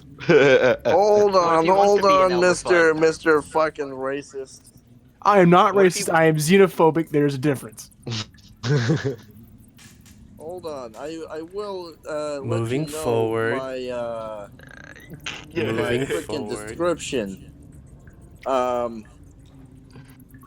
Thinking is for other people. I prefer action. I need to know who I am facing before I kill. Yeah, but like, don't be such an idiot that it fucking hurts the party. Moving forward. Hammer, what do you do? Well, I guess I continue walking forward. Since apparently I can't say anything. Can't alert the No. party that there's anyone fucking there. Nope, I'm just gonna keep walking forward.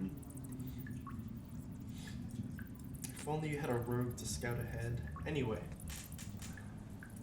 Do you open the door, is what I'm trying to ask. Yes. Okay. You open Real the door. quick side note: Moonbeam was actually not part of the star map. That was a second level spell, so I'm all out of second level spells. Oh boy. But I still have 2 guided bolts. That's the spell that comes with star map. Okay. Anyways, back to that. You open the door. We are fucked.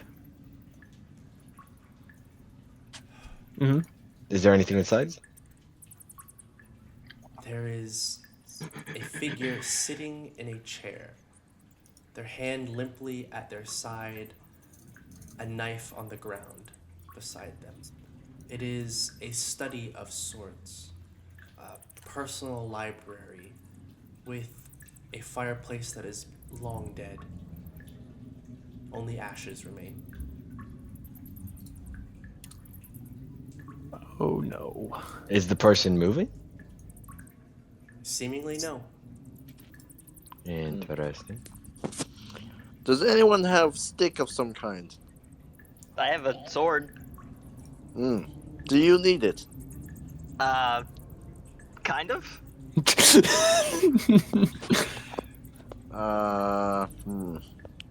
With I that, do like having a sword.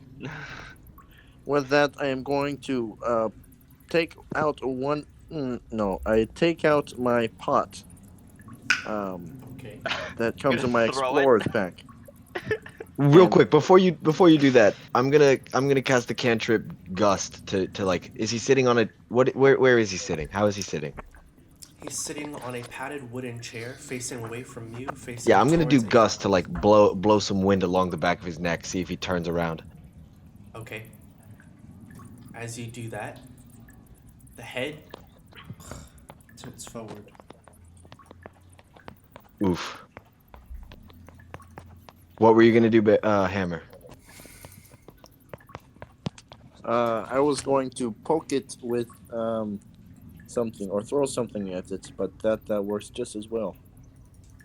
I was gonna poke it. I want to poke it. Do you want to investigate the body? It seems he is dead. Well, I am not so good at investigating. I'm mainly good at hitting things with my namesake. But maybe you could investigate. No, I'm not very good at investigation either, unless it has to do with the nature. I'm gonna walk around and take a look at the body. As you walk I guess I forward, will investigate body. 2 people walk in. Yes? Yes, so far. I need you both to make wisdom saving throws. Oh, Damn magnificent. it. Damn it. Oh, I'm actually good at those. Really good at those. I am not so Fuck me. Okay. 11. good. Wow, I got better. Wow. Okay. Goddamn +7 didn't do shit for me. Oof. Oof. Okay. Both of you swear it moves. The head picks up, but as you both blink and kind of prepare yourselves for battle, it's the person is still in the same position they were. But something's not right. The skin around the hands and the fingernails seems more taut, more pale. If you cast your eyes to the knife where you expected fresh blood, it is just dry with rust creeping around its edges. Ugh. I'm gonna cautiously I'm gonna like have my hand pointing at it, the frostbite just starting to form in my palm, and I'm gonna go, Zakar, you must come with us. Do not try to resist. No answer. I'm gonna turn to the other two at the doorway. What do you see? I see a dead man sitting in a chair. I see 2 pussies hiding behind door. You two see a freshly dead man. Looks like this man just died. I look at the corpse, and it doesn't look like that to us, correct? He looks long dead. By at least a week or so. From in here, it looks like he's been dead maybe at least a week. I am not going to step through that door because I am not wise. I'm gonna start looking around the room. What do I see along like the walls and the floor and shit? Give me a perception check. Hammer, what are you doing? Well, Hammer God has damn. very easy solution to tell if that person is really dead once and for He's gonna all. fucking smash it. I will smash my hammer on top of its hand and see if it screams in pain. Roll to hit. I got a nat fail. It doesn't even say nat 1, it just says nat fail.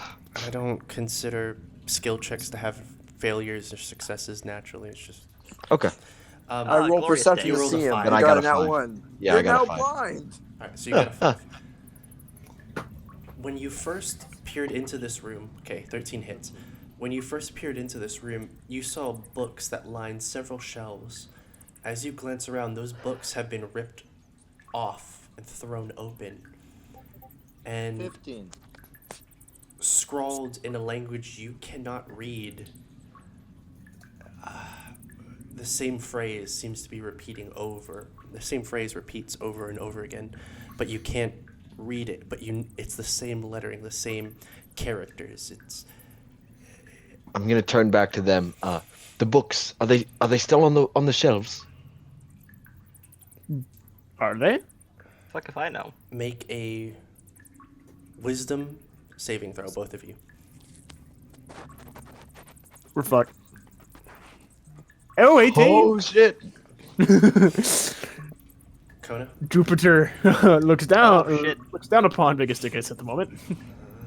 Okay, wisdom. Or This perhaps is he's not looking up. good.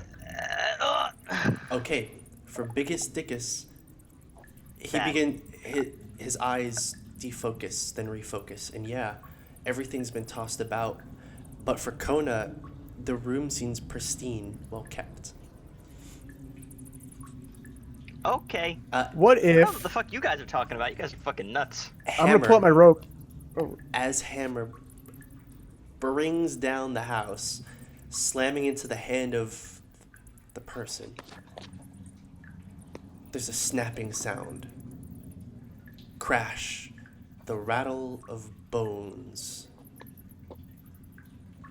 The body falls to pieces and then to dust. And sitting in the chair is a blood red shroud.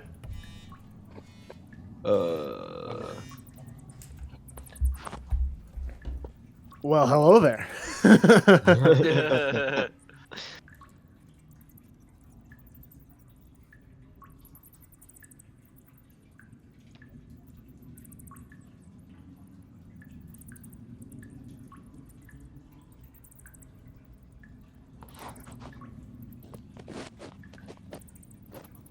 And does anyone pick it up? Can I check it for any like harmful magics? Do you have the identify spell? Ooh, I don't think so. Okay. Yeah, I do not. There is a wizard in town you could possibly ask, but for that to happen, you have to take the shroud. I'm not sure that I want to touch that. What about the rest of you? Fuck it. Let's give it a go. It looks pretty. Do you pick it up? Maybe that could make the union. I'm gonna draw Come my together sword faster. and get ready to hit something if I have to. So who picks it up is my question. I will pick it up. Okay. Make an I'm intelligence scared. saving throw. Okay. Well, good thing I'm stupid. So.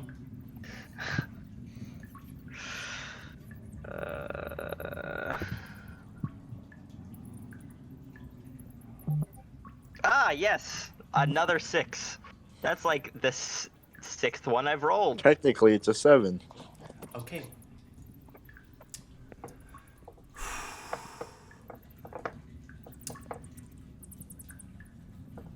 The best way to go about this. Do I die is the question. No. I'm gonna get ready to pull an Astartes, and if she starts looking like real suspicious, I'm gonna get ready just to murk her ass. Kona, you hear a voice in your head. Oh, hello. It's a soft voice, feminine. Oh. Whatever you do, don't let them take me. And Who is they? as Kona, as you're trying to wrap your head around this, the shroud zips into the air and immediately wraps around Kona's shoulders, cinching Who? tight. Left on who? It latched onto Kona's shoulders, cinching tight. Oh. Well, And then you hear thing- a deep rumble. Shit. And that's where we'll end the session. Damn! That was fucking good. Shit. If you start doing Sickle, evil is shit, that I'm gonna you, tell you brother? right now, I'm cutting you down. No. The thing that the it's a Doctor Strange cape. It seems nice.